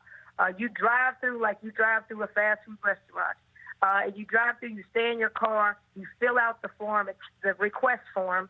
You keep your PIN. We have gloves and masks, and then we make sure that your request form gets to the Board of Elections in time so that you can be mailed your ballot. And so this is our Voting is Essential campaign. And I think we're going to have to do these kinds of things around the country. And also, I also see the AARP is also going to be printing out ballots for people as well. Yes, printing out the request forms, but here they haven't really received them. You can't really depend on the mail because even here on the ground, the U.S. Postal Service, we've got tents that are in because people are afraid. Some have gotten sick. So we have, not just depending on the mail, we have folks in the community that have to go out and get their medicine and so forth for seniors. We're asking them to help drop off their applications as well. All right, then. Alicia Reese, we certainly appreciate it. Thanks a bunch. And let's encourage people in Ohio and other states that will be voting very soon. Get your absentee ballot so you can vote in that primary. Alicia, thanks a lot. Thank you, Roland. Appreciate it. Thank you very much, folks. 6 years after the city of Flint, Michigan began using a toxic water source and sickened its residents, I told you that Vice uncovered a scandal that Governor Rick Snyder knew exactly what was going on and lied about it. Journalist Jordan Cheriton joins us right now. Jordan, how you doing? Hey, Roland. Thanks for having me. So Rick Snyder lied. Explain. Yeah, so Governor Snyder, we found, was actually warned a year before the water switch, so that would be 2013.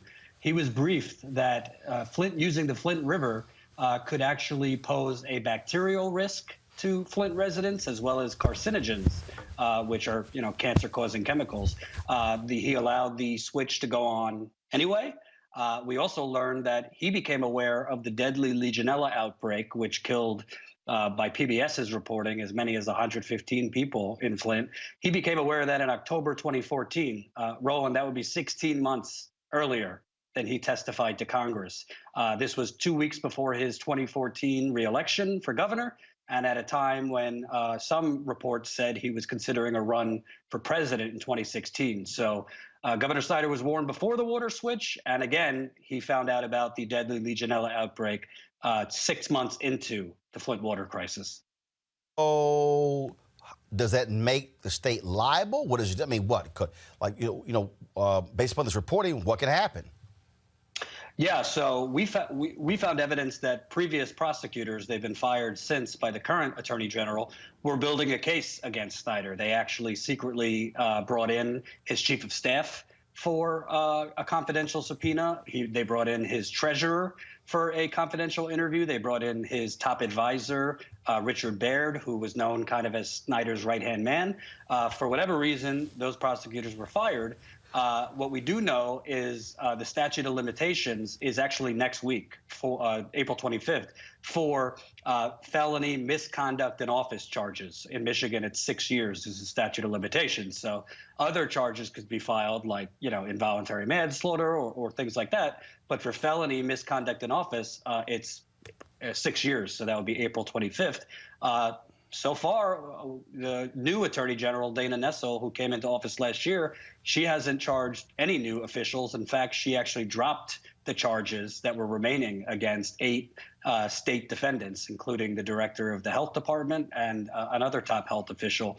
And our reporting indicates the Attorney General of Michigan has had all this information that we broke for over a year. So it really begs the question, why have no additional charges?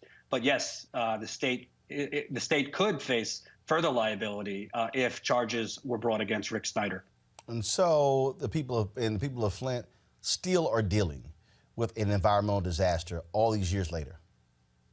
Yeah, journalistically, that's the maddening part, because as you've seen, a lot of these national media outlets have repeated that the water is improving in Flint. It's meeting regulations, but we actually found Snyder's environmental department manipulated that data. They were actually flushing residents' water right before taking lead and copper samples, which is against EPA regulations. I speak with residents today, 6 years later, that are still getting rashes, Roland, are still losing their hair.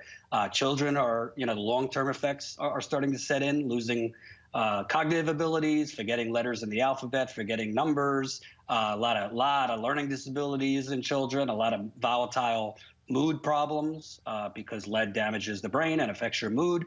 And Governor Snyder declared the water was safe and shut down the free water pods. But our reporting indicates that there are still serious problems with Flint's water, and they're obviously particularly vulnerable now with the coronavirus because this is a city of people with severely damaged immune systems. Look, it just makes no sense whatsoever. Again, but you see what happens when you have public officials that lie, and why it's also important for people to support and invest in media, because the reality is there has to be somebody who serves as a watchdog to expose these things. Yeah, and I'll say, journalistically, obviously, coronavirus is understandably the top issue right now, but, this is a major cover-up we uncovered. We worked with Vice on this, and we found that, the governor, he knew about the dangers of the Flint River, and he allowed them to switch to it anyway. And he also knew about this deadly water outbreak from Legionella. And if he would have taken action when he found out, a lot of lives could have been saved if they would have switched Flint off the river right then and there in October 2014. So this is a major, major story about corruption that I hope the national media could find some time to cover, because obviously it has major, major environmental racism ramifications. Flint is a majority minority city, and I do not think you would see this cover-up actually stand the test of time if we were talking about a upper middle class white city. I could tell you that. Absolutely not. Jordan Charlton, we surely appreciate the good work. Thanks a lot. Thanks, Roland. All right, folks. Colin Kaepernick is also working to help us through this pandemic. He is putting his money on the line, contributing $100,000 to this effort. He explains. Watch. Black and brown communities are being disproportionately devastated by COVID-19 because of hundreds of years of structural racism. There's been a misinformation that Black people can't get the virus. Poorer areas, which are mostly Black and brown, have the heaviest number of patients that have been affected. Bus drivers are on the front lines of this pandemic every day. We out here doing our job. After he made that video, Hargrove began to feel sick himself. He died Wednesday night. If you do not have to be out, do not. Health inequities are because we've had policies that devalue groups of people. Look at the hospital, they're putting bodies in the back of a freezer truck, y'all. These communities are going to be devastated by COVID-19. That's why we've established the Know Your Rights Camp COVID-19 Relief Fund to help address these issues. Go to knowyourrightscamp.com/COVID-19 to help.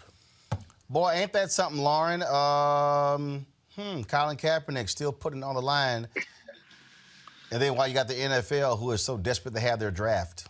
Yeah, the NFL is dollars and cents, as everybody knows, which is why they didn't want Kaepernick there in the first place, because for some reason they calculated that he was going to cost them money or whatever by speaking the truth. But the NFL is all about the bottom line. The NFL is all about the money. And now you see these sort of strange discussions about having the games with no fans, et cetera. And there's some sort of effort with Major League Baseball as well, trying to figure out how to have games anyway, because they want that TV revenue, or they want I suspect the contracts probably say something in there about if you don't provide the games, you don't get the money. So I'm not sure what they're going to do with that. But obviously without the gate sales, they're going to lose a tremendous amount of money. It's actually pretty scary to watch. You know, Roland, when this whole thing first started, the first thing that went down was March Madness. And I got to tell you, my mother lives in Virginia, and the first thing I thought about was UVA and all that revenue they're losing. But to get back to the NFL, they're going to lose, millions of dollars, as we all know. And I don't know what I just don't know what they're going to do about that. Bottom line is this here, Tiffany, you want to keep people safe. You don't want people, and here's the thing, people always talk about, okay, the players. Look, remember when the Utah Jazz and the Oklahoma City Thunder, when Rudy Gobert tested positive, they had to test team personnel. They had to test trainers, ball boys. They had to test the media that covers them. And this is the point when people say how one person could infect, as it multiplies, 1 million people. And, it was so funny, the video I saw the other day, matter of fact, if I can find it, this idiot Sean Hannity, I'm not a doctor, but this is what they should do to play games at Yankee Stadium. They should be, doing. And I'm sitting here going, man, y'all are. It's like in Trump the other day. We got to have sports because we can't keep seeing the same old baseball games. It's like you said something earlier, Tiffany. I think that has to be amplified when you talk about Dr. Phil and you talk about these people who, like I say, he makes $80 million a year. You take Sean Hannity, who's making his $30 million a year. They actually already self-quarantine. They already self-quarantine. And see, what they really want, and this is the real deal, all these people who are really clamoring and the people who have resources, what they're pissed at is that now their lives are inconvenienced. See, the reality, Tiffany, is with this coronavirus deal, it's sort of like, and let me just explain it, folks. It's akin to Jim Crow. You could be black and have money, but your ass still black. And so the reality is, whether you were a poor black person or a black person with means, you still couldn't go into a restaurant, you still couldn't go into a hotel. All these rich folk, all these people, the top 1% others, is driving them crazy because they can't go to Broadway. They can't sit in suites. They can't do all things that they wanted to do, and they like everybody else. Sit your ass at home, shelter in place. This is, let me say this. We have been planning for 2020 for a really long time, and nobody could have guessed or predicted or imagined that 2020 would look like this. The coronavirus and the quarantine effects of it have equalized everybody across the board. Now it doesn't matter if you have money. It doesn't matter what your title was at your job. It doesn't matter how many people worked for you. It doesn't matter how much you were able to travel. All of us, like you said, have to stay at home. And the reality check, right, that this is going to put not only on the folks who have already experienced it personally, but as the numbers continue to grow, it gets closer to all of us. Roland, listen, I have been working with young people across the country in the NAACP, and every day, whether it's social media or whether it's somebody that I am either one or two people removed from, I am being faced with people who are contracting the virus, who are self-quarantining themselves, who can't get testing, or who have unfortunately lost a loved one. And the reality is, and no matter where you are, we're all gonna come in contact with this in some sort of way, unfortunately. It is everyone's responsibility to take action on it. And no matter who you are, what celebrity you are, what politician you are, it is everyone's responsibility to make sure we are keeping each other safe when we are staying in the house, and that everybody has access to good quality health care across the board. Absolutely. Now, folks, you may remember my next guest from his Black Panther Challenge, which was a GoFundMe campaign that allowed kids to see Black Panther for free. Well, he launched another GoFundMe campaign, this time to help people pay their rent ahead of April, the due date. Frederick Joseph joins me right now. Frederick, glad to have you on Roland Martin Unfiltered. We were just talking about what Colin Kaepernick is doing, helping people. We're seeing these things happen all over where people are saying, hey, let's help. I talked about what Tyler Perry did, buying groceries for people in Atlanta and other places as well. I mean, in this moment, we're seeing people step up to help their fellow brothers and sisters. Yeah, it's a dire moment, and everybody has to play their part realistically. I think that nonprofits, governmental organizations, so on and so forth, everybody has to be ready to lend a hand realistically, or we're not going to get out of this. And that means that even if you're not doing the work, amplify somebody that is. If you can't go out and volunteer somewhere, then get the information out to people who can. You know, everybody has to be a part of this movement right now. And when you look at the giving, first of all, how much have y'all raised so far? We're at about $285,000. And how are you then dispersing it out?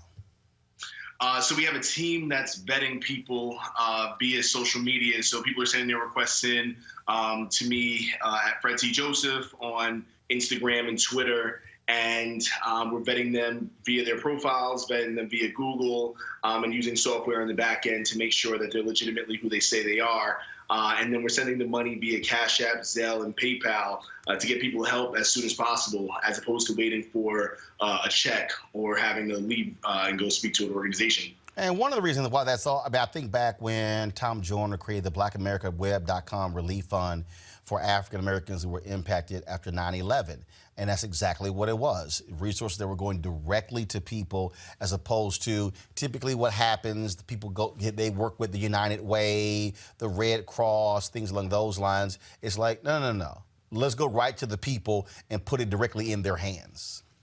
Yeah, I think that that's exactly right. You know, I've seen a lot of critique online, especially about this effort that we have going right now, saying that we should give the money to an organization. And while I do respect a ton of organizations doing great work, and we raised $40,000 just a few weeks ago for the Food Bank of New York, you know, I think right now what people also need is cash right in their hands immediately for direct relief. You know, for people who can't even get on the subway or afford gas money to get to these food banks, so on and so forth, right? Or people who just need to keep the lights on. Right. You know, $100, $200 could be life-saving right now. Well, absolutely. And I think it's important what you're doing. And again, moment, look, we've seen it with our show. We've seen it where our fan base said, hey, you know, I'll be on live. They're like, dude, what's your Cash App? What's your PayPal? Because you're giving us information we're not getting on the networks. We're seeing Black experts, and we've seen that sort of reaction. I think people are in this moment understand how we can help one another and support one another. Yeah, I mean, you know, the moment is more dire than anything most of us have ever been through in our lives, right? And as a person who's come from a poverty-stricken background, I've seen dire, right? But I've grown up in situations where $20 would have made all the difference, and we could still go outside and try to figure out ways to make that $20. When $20 can make all the difference, but you're supposed to stay at home, what are you left to do, right? What devices are you left to? There aren't any. So we're trying to help the people who realistically might not have another way. Absolutely. Where can people continue to contribute if they want to, the folks who are watching right now? Yeah, so anyone who wants to contribute can look for the GoFundMe campaign. It's coronavirus rent relief. And realistically, if that's too hard, people can follow me at Fred T. Joseph on Twitter or Instagram. It's literally plastered all over my social media platforms or profiles rather right now. So if you can't donate, please also amplify. And for those in need, reach out. All right then, Fred Joseph. Man, I appreciate it. Thanks a lot. Thanks a lot. Have a good one. All right, have a good one. All right, folks, let's talk about people who are getting out of prison because of coronavirus. Michael Cohen is going to be released. President Trump's former lawyer and other inmates in a minimum security camp in upstate New York were told they would serve their sentences at home. But Bill Cosby, who's been behind bars in Pennsylvania for over a year and a half, won't be getting an early release anytime soon. That's because Lauren and Tiffany, they say we're not releasing a violent offender. Is it fair to characterize Bill Cosby as a violent offender? Yes. Yes. Who was talking? Go ahead. Tiffany and Lauren. Sorry, I had to lean back. Yeah, you really leaning back. Lord, Lord, have mercy. It blew me away. Done it. It blew me away. I've done it. I was like, wait a minute. He's still trying to get And you know what? I don't believe everything I see on social media, so I got to look it up. But there's rumors that R. Kelly has been trying to get out of jail too. No. They ain't rumors. He's been trying. That's real. Yes. Let me tell you something. This is not your escape from this is not your jubilee because we have a global pandemic, sir. Yes, Roland. They both need to stay in jail. This is for non-violent offenders, and they have been violent offenders, and that is why they are in prison. End of story. Period. Sign the dotted line. Now I pray for their safety inside the prison, and I don't want anybody to get corona. But this is not your opportunity to use the pandemic as a golden ticket out of jail. No, you don't get to do that. Both of them gonna stay in jail like they're supposed to. Well, see, the difference there is, of course, Mr. Cosby has been convicted, and R. Kelly has not been convicted. Well, hold on. Michael Cohen was convicted. He pled guilty. Right, but he's a white-collar offender, and he's white. He's a white male, of course. And also, it's a nonviolent offense. So there's a difference there. I would argue that Bill Cosby has been convicted. And I would also argue that the argument for him to me would be his age. But the argument against him is that the crimes in question are such that we could not argue that that's white-collar offense or nonviolent offenses, and he has been convicted. R. Kelly hasn't been convicted of anything. So that's a slightly different discussion. I understand that the conventional wisdom is that he's already guilty, but that's not how our system is supposed to work. You're supposed to be innocent until proven guilty. So that's a slightly different discussion. But the case of Michael Cohen is is sort of a white collar corruption defense. I mean, a corruption offense. And so I see what that is. But, the fact of the matter is, with regard to high profile, it's the same thing whether we're talking about high profile defendants and people who've been accused as it is with regard to blue collar crimes. Black people will be the last to be coming out of prison under this rule. You can absolutely guarantee that. But every case is different. Cosby is different than R. Kelly. They're not the same person. Got it. And so it's a very individual thing. Folks, let's talk about this story. Bubba Wallace, NASCAR's only black driver, is speaking out after fellow driver Kyle Larson made headlines for using a racial slur during a virtual race on Sunday. He posted a statement to his Twitter page yesterday reacting to the incident, saying, quote, "As much as I didn't want to be involved, I was from the very beginning. There's a part of my background that feels attacked and hurt, and the other part feels confused and angry." He then went on to say that immediately after that, first of all, he heard the comment. He was watching it. Larson called him that night, was apologetic, was profusely. Bubba said he absolutely meant it, but he said, look, that word has no place at all in our society. Just your thoughts on NASCAR's only black driver, making it perfectly clear, look, hey, man, you got impacted, but I ain't here to cover for you.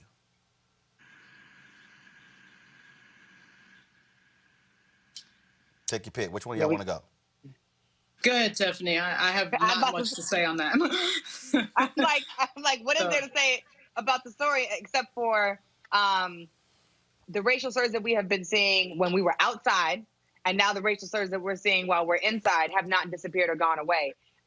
To be honest with you, I don't even keep up with NASCAR. To find out that this is the only black man who is a NASCAR driver and he's called this racial slur, I think that that just speaks volumes right now in the year 2020 of what we're experiencing. And we've seen in every other sports genre the same situation in case show itself true, that racism still exists, and no matter where you are and what you do as your profession. And so this is wrong, and there needs to be consequences and repercussions for it. Yeah, it's a shame that NASCAR doesn't make a stronger statement against certain things like this. There was a recruit for the New York Rangers who was on a Zoom conference, a black hockey player, and the Zoom conference was hacked, and the N-word came in, and everybody in the NHL and the president of NHL and the Rangers and everybody made a statement of support, and his future teammates on the Rangers. I mean, they make like a big deal about saying this is wrong and he's part of our family. I mean, you can turn negative moments into positives. And if NASCAR doesn't choose to do it, that's on them. Well, first of all, they suspended him indefinitely. He got fired from the racing team. Sponsors pulled out, and so a whole bunch of stuff happened there. All right, y'all. You know what time it is. I'm white. I got you, huh?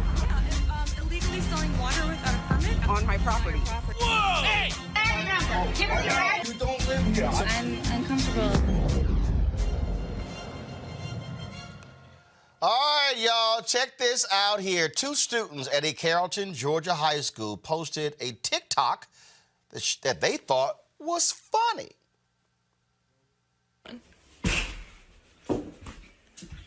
Hey, today we're making niggers.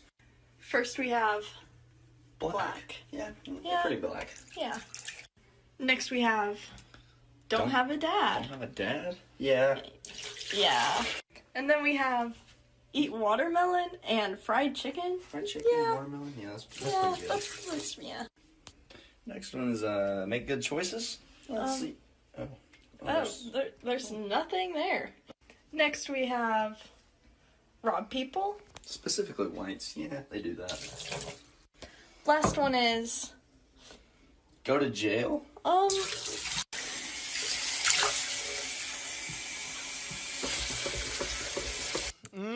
Stephanie and Jeff thought this was hilarious. The school district did not. In a statement, they said that any student who was involved in the incident would face serious consequences. And in fact, the young lady had already been accepted to a college, and students have already found out her name, and they said to the university she should not come here. I see, Tiffany and Lauren, I keep telling people, if y'all want to be stupid and put it on video, please buy all. Really, Tiffany, your mouth, what really? you got... Well, here's the problem. I don't know if you guys... So first of all, where is Carrollton High School at? Carrollton is in Georgia. George, let me tell you something. That is actually... What they're doing is there's multiple other memes where, I don't know if you guys have seen this, and TikTok videos have gone viral. There's the challenge stuff happening. Right now, that idea of pouring cups of water, black men and people have been pouring cups of water to build their beautiful black woman. So what happens is they'll pour and they'll say, she's God-driven, she's smart, she's intelligent. It's all the positive affirmations about blackness. And so this right here is a direct attack, not only on that actual challenge to build beautiful black women and to build smart, talented, healthy black communities, but they're trying to be funny. And so that is extremely, extremely violent and triggering for them to do this. And I'm even more appalled that they have no shame showing their face in the TikTok. This is ridiculous. Those different stereotypes are go to jail. I'm looking at the video. That is extremely violent, and I am glad that the school has said that they're not going to graduate. And I hope that they not only apologize but learn their lesson, because the people around them, the friends that they have, need to also know that this was disrespectful and wrong. How dare these little white kids do that? You know what I'm saying? Roland, I've been dealing with racism for a very long time in my work, and it never surprises me, but that surprised me, and that is insulting and violent and disrespectful, and I'm glad that the school took those repercussions. Lauren? Well, I mean, it'd be interesting to see if she gets accepted to the college of her choice. I tend to doubt it. The bottom line of it is that people who are insecure will do anything to feel secure, and it's sad. I mean, it's just sad. It is crazy here. All right, so... That's terrible. Well, you know what? Again... that's terrible. Look, bottom line is here. I keep telling you, y'all keep shooting the video. We're going to keep showing it. Right. I don't mind y'all... Keep being white. I don't He's mind. being white. I don't mind. You gonna tell him how white you are. I don't Keep mind being y'all. white. I don't mind y'all acting a fool, but I'm just trying to tell you, we're gonna go ahead and do this here. All right, y'all. Huggy Lowdown's coming up in just a second. We're about to get him on the line. Y'all go ahead and work on that right now. But I just gotta say a couple of things, cause y'all, these people are really kind of driving me crazy with this whole deal. So let me find this video. So my man Chadwick Boseman posted a video. Okay, you know what? Good. Y'all go ahead and roll the video then. Then I'm going to explain my thoughts after this. Go ahead. It's April 15th. It's Jackie Robinson Day. That's right. It's still Jackie Robinson Day. I can't think of a better time to remember my hero, and he's the hero of many of you out there, than this time that we're in, this pandemic.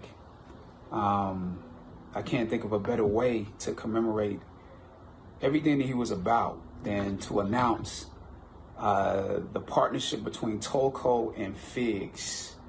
If you know, Figs is one of the companies that's the designer and manufacturer of modern medical apparel. And Tolco is basically my friend Thomas Toll, who through the company Legendary produced 42. Tolco and Figs is donating $4.2 million, 4.2 for 42, in protective medical equipment in honor of Jackie Robinson Day. Absolutely phenomenal thing that Chadwick Boseman talked about.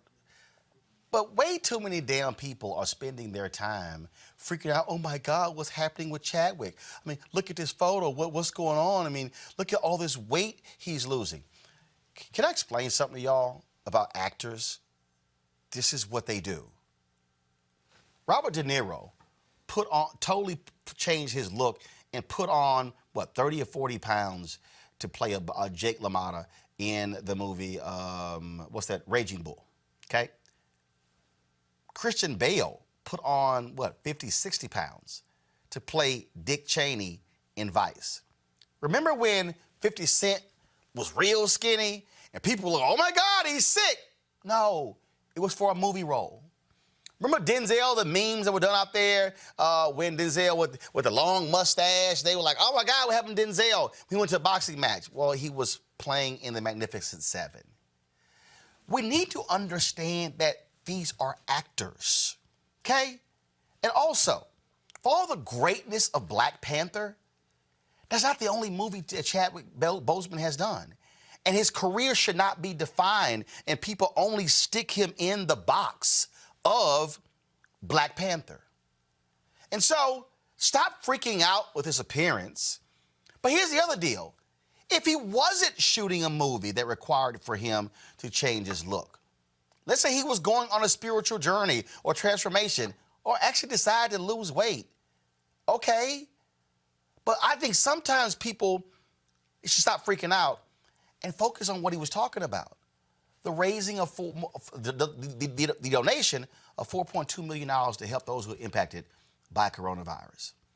I just think for a lot of times, people on social media don't have any understanding that actors do this all the time. They change themselves to fit into a particular role. That's what you're seeing right here. So it just need to be said for the people who somehow are freaking the hell out. It just need to be said. All right, folks, we lost a couple of greats as a result of this coronavirus. One of those folks is Theodore Gaffney, just died from coronavirus at the age of 92. In the spring of 1961, Jet Magazine asked Gaffney, a Washington freelance photographer, to travel with the Freedom Riders, a group of activists from across the country who planned to challenge segregation in the South by riding Greyhound and Trailways buses. Organized by the Congress of Racial Equality, the Freedom Riders wanted to sit in the front of the buses with white people, use whites-only restrooms in bus terminals, guys, wrong graphic, too early, and eat at whites-only lunch counters. Gaffney eagerly signed up. He found himself risking his life in documenting one of the most tumultuous 48 hours in civil rights history. We also saw the passing this week of Willie Davis, Hall of Fame defensive end for the Green Bay Packers in the 1960s. He died at the age of 85. He played 10 years for the Packers, joining the team in 1960 and becoming a stalwart defensive performer at left end under Vince Lombardi. Davis was a 5-time All-Pro and still holds the Packers records for recovered fumbles with 21. Sacks of opposing quarterbacks were not an official stat when when he played, but historians have credited him with more than 100 during his career. He brought a tenacity to the game that made him, according to NFL Films, one of the 100 greatest players in pro football history. And so we certainly, our thoughts and prayers go out to their families. All right, folks, we got my man Huggy. All right, y'all, it's Friday. You know what? I told y'all I'm bringing Wildin' Out Wednesday back, but we're going to have comedians on Wednesday and Friday. As a result, Huggy! What's up, Roland? Where you at, baby? I can't see. Y'all, where's Huggy? Y'all got him in the... There he is. There he is. Oh, I'm sorry. They say you got a poor connection. You got that cheap-ass cricket phone. It's not loading up. What's going on? They told me your thing saying poor connection. We see you, though. We see you. Do you? Yeah, we see you. Don't worry about it. We see you. Don't be alarmed, people. I'm gearing up for a movie. What movie is that? The life and times of Sherman Hemsley. Well, first, this whole go ahead. I don't even want to show you my hair, bro. Bro, I look like Roscoe Lee Brown and Sherman Hemsley's stepson. Let me tell you something. Black people are having a little difficult time with coronavirus because can't nobody go to the barber, Huggy. Nobody. And they don't want the barber to come to them. Well, in fact, Seth the Entertainer posted, did he take it down? I think he took it down. He posted, yeah, he probably took it down. Seth had posted a photo called Corona Cuts. And he made this joke where he had the barber came over and the barber was charging him $1,200. I saw it on Instagram. That's a whole stimulus check, huh? Yeah, ain't lying. But I think he took it down because people said you shouldn't have a barber coming to your house because there actually was a barber in Mississippi who died, who was still cutting hair. And so, man, how has this thing been rough on comedians? You see me? Bro, I don't know what to do right now, bro. Actually, me and Chris Paul is working on the show. It's supposed to be launching on the 25th, so we got that in the works. Launching where? On Instagram Live. Dude, you know what? Let me tell you something, Huggy. Everybody and their mama is on Instagram Live now. I mean, last night. I know you, bro. Go ahead. I know you was ahead of the curve before everybody. That's why I call you Gadget, because you had all the gadgets. You told me about Periscope 10 years ago. You remember that? We was on a plane. We was coming from... When it launched, I was actually one of the first folks to sign up when Periscope launched. Yep. And you told me about it. You remember we was at the airport. You told me about it. You was like, man, you got to get with this Periscope. I'm like, man, what the hell is this Periscope? And then I logged on, and Donnell Rollins told me, what you know about Periscope? I said, what you think I know about Periscope? Oh, see, you got a little information. Then all of a sudden you start flexing. Roland Martin with me. Well, man, it's a trip because now the problem is don't nobody go to sleep. Last night, D Nice decided to start spinning at 3 a.m. He spin whenever he see Holly hashtag, man. Hey, man. The game is messed up right now, man. You know what, man? I haven't been to this many clubs in my life, bro. I'm coming home at 4 or 5 o'clock in the morning, man. Don't know where my car is, man. It's crazy. Well, what's also crazy is you're seeing all these entertainers and others. See, again, that's what I said earlier. Everybody's on the same page. Everybody will say, is Tiffany Lofton still there? Because I be seeing Tiffany pop in. Everybody's on the same page, Huggy. Ain't no VIP room. Bro, yeah, tell them ain't no VIP room, man. We all in the same room, man. That's what's wrong with these daggone celebrities, man. We over here in the VIP. Everybody in VIP. Oh, yeah, absolutely. And Tiffany, like last night, Ari Lennox was on for like 4 hours. These folks don't know what to do. Roland, how the hell you get up, though, Roland? Because you be in the club 5 to 6 in the morning and be right back. Man, I'm thinking it's 5 Rollers, man. No, it's just one. It's just 5 Rollers, man. No, I usually go to bed about 5:30. Man, you lucky I know you, because I would think you do cocaine or something, man. But I know you, brother. I know you're drug-free. But I talked to Chris Paul about this earlier. I said, man, I think Roland... Roland's on drugs, man. No, I can't explain it, man. Well, I've never had an energy drink in my life. I don't drink coffee. You are an energy drink, Roland. Hey, when I'm up, I'm up. You see the bright ass colors I got on. Bro, I see him. I said, bro, yeah, you. And what's funny is you'll be in all the parties with D Nice, and then you'll be at the other BET party, and then you'll leave those parties and go host your own party on Instagram by yourself in your living room. No, he be at the party at the same time. I do have 5 devices, so at the parties at the same. I'm like, how the hell you at D Nice party?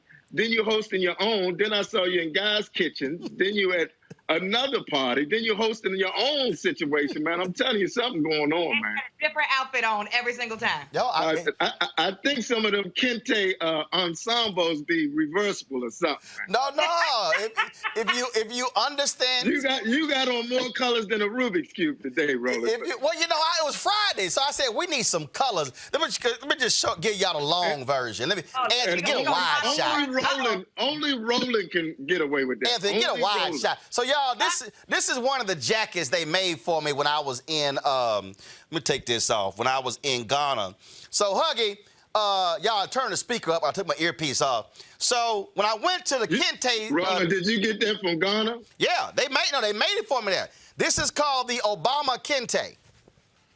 So every kente has a fabric, has a name. And so they made it for me. That's real crazy, Roland, because I've seen the same outfit on a mannequin up in Langley Park, Maryland. Well, you can order the fabric. That's the same situation, Roland. You can order the fabric. So I'm thinking that's not a one-on-one, Roland. That's a one of many. Did you go in the store and just grab the mannequin out the window? Okay, let me. When Obama went to Ghana, they presented him with the fabric. So yeah, you can order the fabric. What Obama? Barack or the brother? I got something to show you. Hold on. Oh look, but here's the deal though. They ain't got that coat. They might have a pattern, but they ain't got that coat. What you say? Right. No, it ain't the same. They ain't the same. I can't. Yeah, it ain't the same. No, different thread count. But see, different thread count. But right, totally different thread count. But here's the other deal. You see, she just got a big ass fabric. I actually had an outfit made. Okay. I didn't know what I wanted to do with it, so I just bought the whole thing. It was hanging on the wall for a lot of years.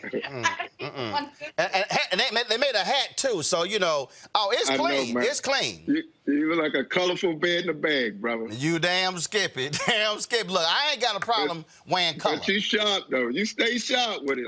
I'm wearing old Mays hats. Old Frankie Beverly Mays white hat. Old Frankie Beverly Mays hat. Bro. Well, man, the coronavirus has messed up a whole lot of people. There are a whole lot, man, a whole lot. I wonder how the side piece is holding up. Did they release a stimulus check for them, Roland? We need. If they filed for it. If they filed for it, they get it. But the side pieces get stimulus? The pieces, if they file for it, they get it. Hey, I saw a tweet from Dion Cole. He said, dudes taking the trash out 10 times a day just to check their phone. Oh, no, ain't nobody doing all that, bro. Ain't nobody doing all that, man. Well, so how are you dealing with all this time at home? Roland, you know what? I found out, man, I really don't like myself. What do you mean? I'm spending time with myself, man. I get it now. I see why people don't like me. So, what have you discovered? I've been doing a whole lot of self-reflecting, man. What have you discovered in your self-reflection? I can't use curse words, man. Yes, you can. The show's called Roland Martin Unfiltered. Roland was cussing earlier. Yeah, I was cussing. Really? I was cussing the son bitch out earlier. I've been holding my profanity back and shit. Yes. Are you serious? Yes. What? Be yourself. Roland, on the Roland Martin show. Okay, I'm gonna be myself. This ain't TV One. I own this. Bruh, you've been putting it down for you. Hey man, let's clap it up. I can't clap it up for Roland because you see I'm bootlegging. I'm holding my own phone. I don't even have what is a give. So you need me to send you a link to a tabletop tripod? Yeah, man. I don't know. Look, right now. Look, I got the light kit right here. I'm trying to light myself up and hold it. Okay, hold on. Let me see the light kit again. That's a good one. Let me see. Let me see again. That's a portable, Roland. That's a portable. No. Situation. I saw it. That's a newer. That's a newer CN216. How do you know that, Roland? Dude, I saw the front of the light. I know what I got 6 of those lights. That's what he do. He got about 8 of them. What the hell? That's a newer CN216. No, it's not. He made that number up. Show him the light. I know. I don't even want. He just be calling out numbers. You worse than somebody else I know calling out numbers. Look on the side of that light. What's the side of the light? Read it. Is he right? Hold on. Hey, Roland. What you say it was, Roland? That's a newer. N-E-E-W-E-R, right? Right. Right. Is it a 160 or a 260? All right. I don't know, brother. You're right. See that is Tiffany. He like, bam, okay. Bam, he right. Roland is the worst person to be wrong in front of because he's going to let you have it. Yes. Oh, yes. Oh, yeah. He keeps statistics in them long kente coats he be wearing. You know, he's a walking foul box. Hey, look, you got to always be ready. Always be ready. All ready.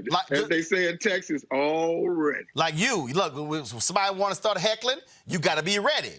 You got to be ready. Heckling to me is when they want to challenge me on facts. I got to always be ready. Oh, you keep the facts, brother. You keep the facts. Well, man, look, wanted to have you on the show. We had Chris on. We couldn't get both of y'all on together because I think y'all on that shared Wi-Fi plan. We got that, hey, brother. Times are hard, bro. Club quarantine, bro. Times are hard. We sharing plans. Yeah, I know. I was like, what the hell? I was like, we got Skype and FaceTime. They like, no, we can't. Y'all need to call Xfinity because Xfinity will give you free Wi-Fi for an hour. So you need to call them next time and just be on the Xfinity Wi-Fi for an hour. See, the women know. The women always know. It's always the women. Always know. Give it to you for an hour. He is not going to be using that for us. That's going to be for Pornhub. All right, Huggy. Who told you that, Roland? Some people in club quarantine, some people in club Pornhub. Huggy, always good to see you. Where can people reach out to you? At Huggy Lowdown DC on Instagram and Twitter, man. Follow me, man. And look for me and Chris Paul's show launching next week, man. We're going to come on the show next week and talk about it, all right? All right. We'll have y'all back talk about it. I appreciate it. Much respect, Roland. Thanks a bunch. All right, Huggy Lowdown. Thanks a bunch. Y'all got to go back. So, Lauren, thanks for being on the show. Chris for being on the show. Y'all, so go back to Tiffany. So I posted a video about a week or two ago when Tiffany got her Roland Martin unfiltered shirt. And, y'all, she didn't even talk on the video. All you heard was, ha! Go ahead. Don't show her. Don't show me. Why y'all showing me? Thank you. Show Tiffany solo. Show Tiffany solo. You ain't got to show me. Get off me. Get off me. You see the sweater? Do you see it? You see the website at the bottom? See that? You see the hashtag? You see it? Because it's a hashtag, because we over here, you know what I'm saying? Yeah. I'm a fucking billboard, Roland. I just want the haters to know this was the first show that put me on. This is the show I'm always going to come back to. People was like, Tiffany, why are you with Roland Biden? We ain't seen you in a long time. I said, I've been busy working for the people. But I'm repping. And it looked good because it fit me cute. And, you know what I'm saying? We always want crew necks. So I appreciate this and you setting this up. It wasn't that expensive either. People can go get it. I think it's only $27. Go get it. All you got to do. Get my bio. The link is on RolandMartinUnfiltered.com. Y'all can get that shirt if y'all want to get that shirt. It's a crew neck. It's not a shirt. I'm sorry. Excuse me. It's a crew neck. If y'all want to get the crew neck, y'all want to work it. So here's the deal. Any of y'all get any of the Roland Martin Unfiltered gear, if you post a photo on Instagram or Twitter and Facebook and you tag me, I'll show your photo or your video on the show. That's what we do, okay? Tiffany, we appreciate it. Thanks a bunch. Always glad to have you here. Y'all support Tiffany. And the NAACP, thanks a bunch. Again, thank you, Lauren Victoria Burke, Chris Metzler. Folks, we need your support. We do this show every single day, 5 days a week. We don't do this thing as a weekly. We don't do this as sometime. We cover black folks every single day. You saw the experts we had on today. Congresswoman Robin Kelly, Dr. Ebony Hilton, Deborah Owens, America's Wealth Coach, Fred Joseph, Jordan Charlton, Alicia Reese, and then, of course, Huggy. Y'all, that's 7 guests right there. It's some folk, they can't talk to 7 people in a month. We do it every single day. We've been here talking about coronavirus, how it impacts black people, but we also need your support. We need your support because we're not corporate owned, we're independent, we're black owned. Advertising is frozen because of this, and so please join our Bring the Funk fan club. You get discounts to products, to the pocket squares that we sell, to the books that we sell, all those different things like that. So join our Bring the Funk fan club. Our goal is to get 20,000 of our followers to join our fan club to contribute about $50 a year. That's $4.19 a month, 13 cents a day. Nobody else is doing what we're doing on the digital platform. That's why we do it, because we want to be completely unapologetic and unfiltered and bring you the kind of information you cannot get anywhere else. Normally, I go 2 hours. Today, I went a little bit over my time. I went about 2 hours and 10 minutes. My apologies to my staff and everybody else, but we had just so much good content. And that's why we do what we do. And so do this here. Cash App is right there. Hold up, right there. $RM Unfiltered. All right, flip it. PayPal. PayPal.me/R Martin Unfiltered. I would love to be able to. Here's what I'm gonna do. If 100 of our followers, and look, I'm looking at y'all right now. Y'all can give on YouTube right now. Directly on YouTube. I'm looking at Facebook. There's 1,000 of y'all there. I'm looking at Periscope. I'm looking at all the feeds right now. Now when we do the end of the show, we're going to roll all the names down. So many will be rolling real fast. But if 200 of y'all join the fan club this weekend at $50, it's for the whole year, I'm going to personally read your names on Monday. I'm a totally change it. I'm going to personally read your names on Monday's show. So it won't be the scroll. I'm gonna read your names. I'm gonna do that every Friday. That's what I'm gonna do every Friday this month and in May. If we get 200 people to join our Bring the Funk fan club at $50 each, I'm gonna personally give you a shout out on Monday's show. All right, that's the challenge. Okay, smart Lloyd Kirkendall, what about us that are already there? Well, Lloyd, I just gave you a shout out. See how that works. All right, y'all. I'm going to see y'all on Monday. We got some great content streaming this weekend. Hope y'all watch it. Okay, y'all be safe. Wear your mask. Wear your gloves. Don't congregate. Take care of your families. Check on your loved ones. Check on the elderlies, because we need to make sure that we still here. Holla!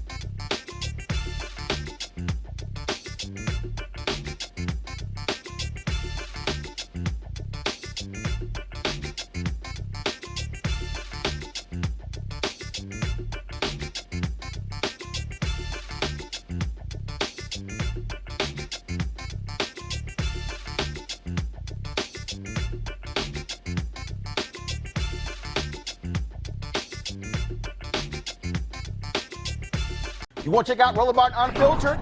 YouTube.com/Roland S. Martin. And subscribe to our YouTube channel. There's only one daily digital show out here that keeps it black and keep it real. It's Roland Martin Unfiltered. See that name right there? Roland Martin Unfiltered. Like, share, and subscribe to our YouTube channel. That's YouTube.com/Roland S. Martin. And don't forget to turn on your notifications so when we go live, you'll know it. Hey everybody, this is your man Fred Hammond, and you're watching Roland Martin, my man, Unfiltered. Hi, this is Essence Atkins, and you're watching Roland Martin Unfiltered.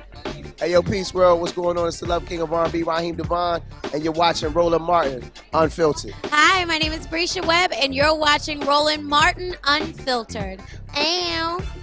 Well, I like a nice filter usually, but we can be unfiltered. What's going on? This is Tobias Trevelyan. And if you're ready, you are listening to and you are watching Roland Martin Unfiltered. What's up? I'm Lance Gross, and you're watching Roland Martin Unfiltered. Hi, this is Cheryl Lee Ralph, and you are watching Roland Martin Unfiltered. I mean, could it be any other way? Really? It's Roland Martin.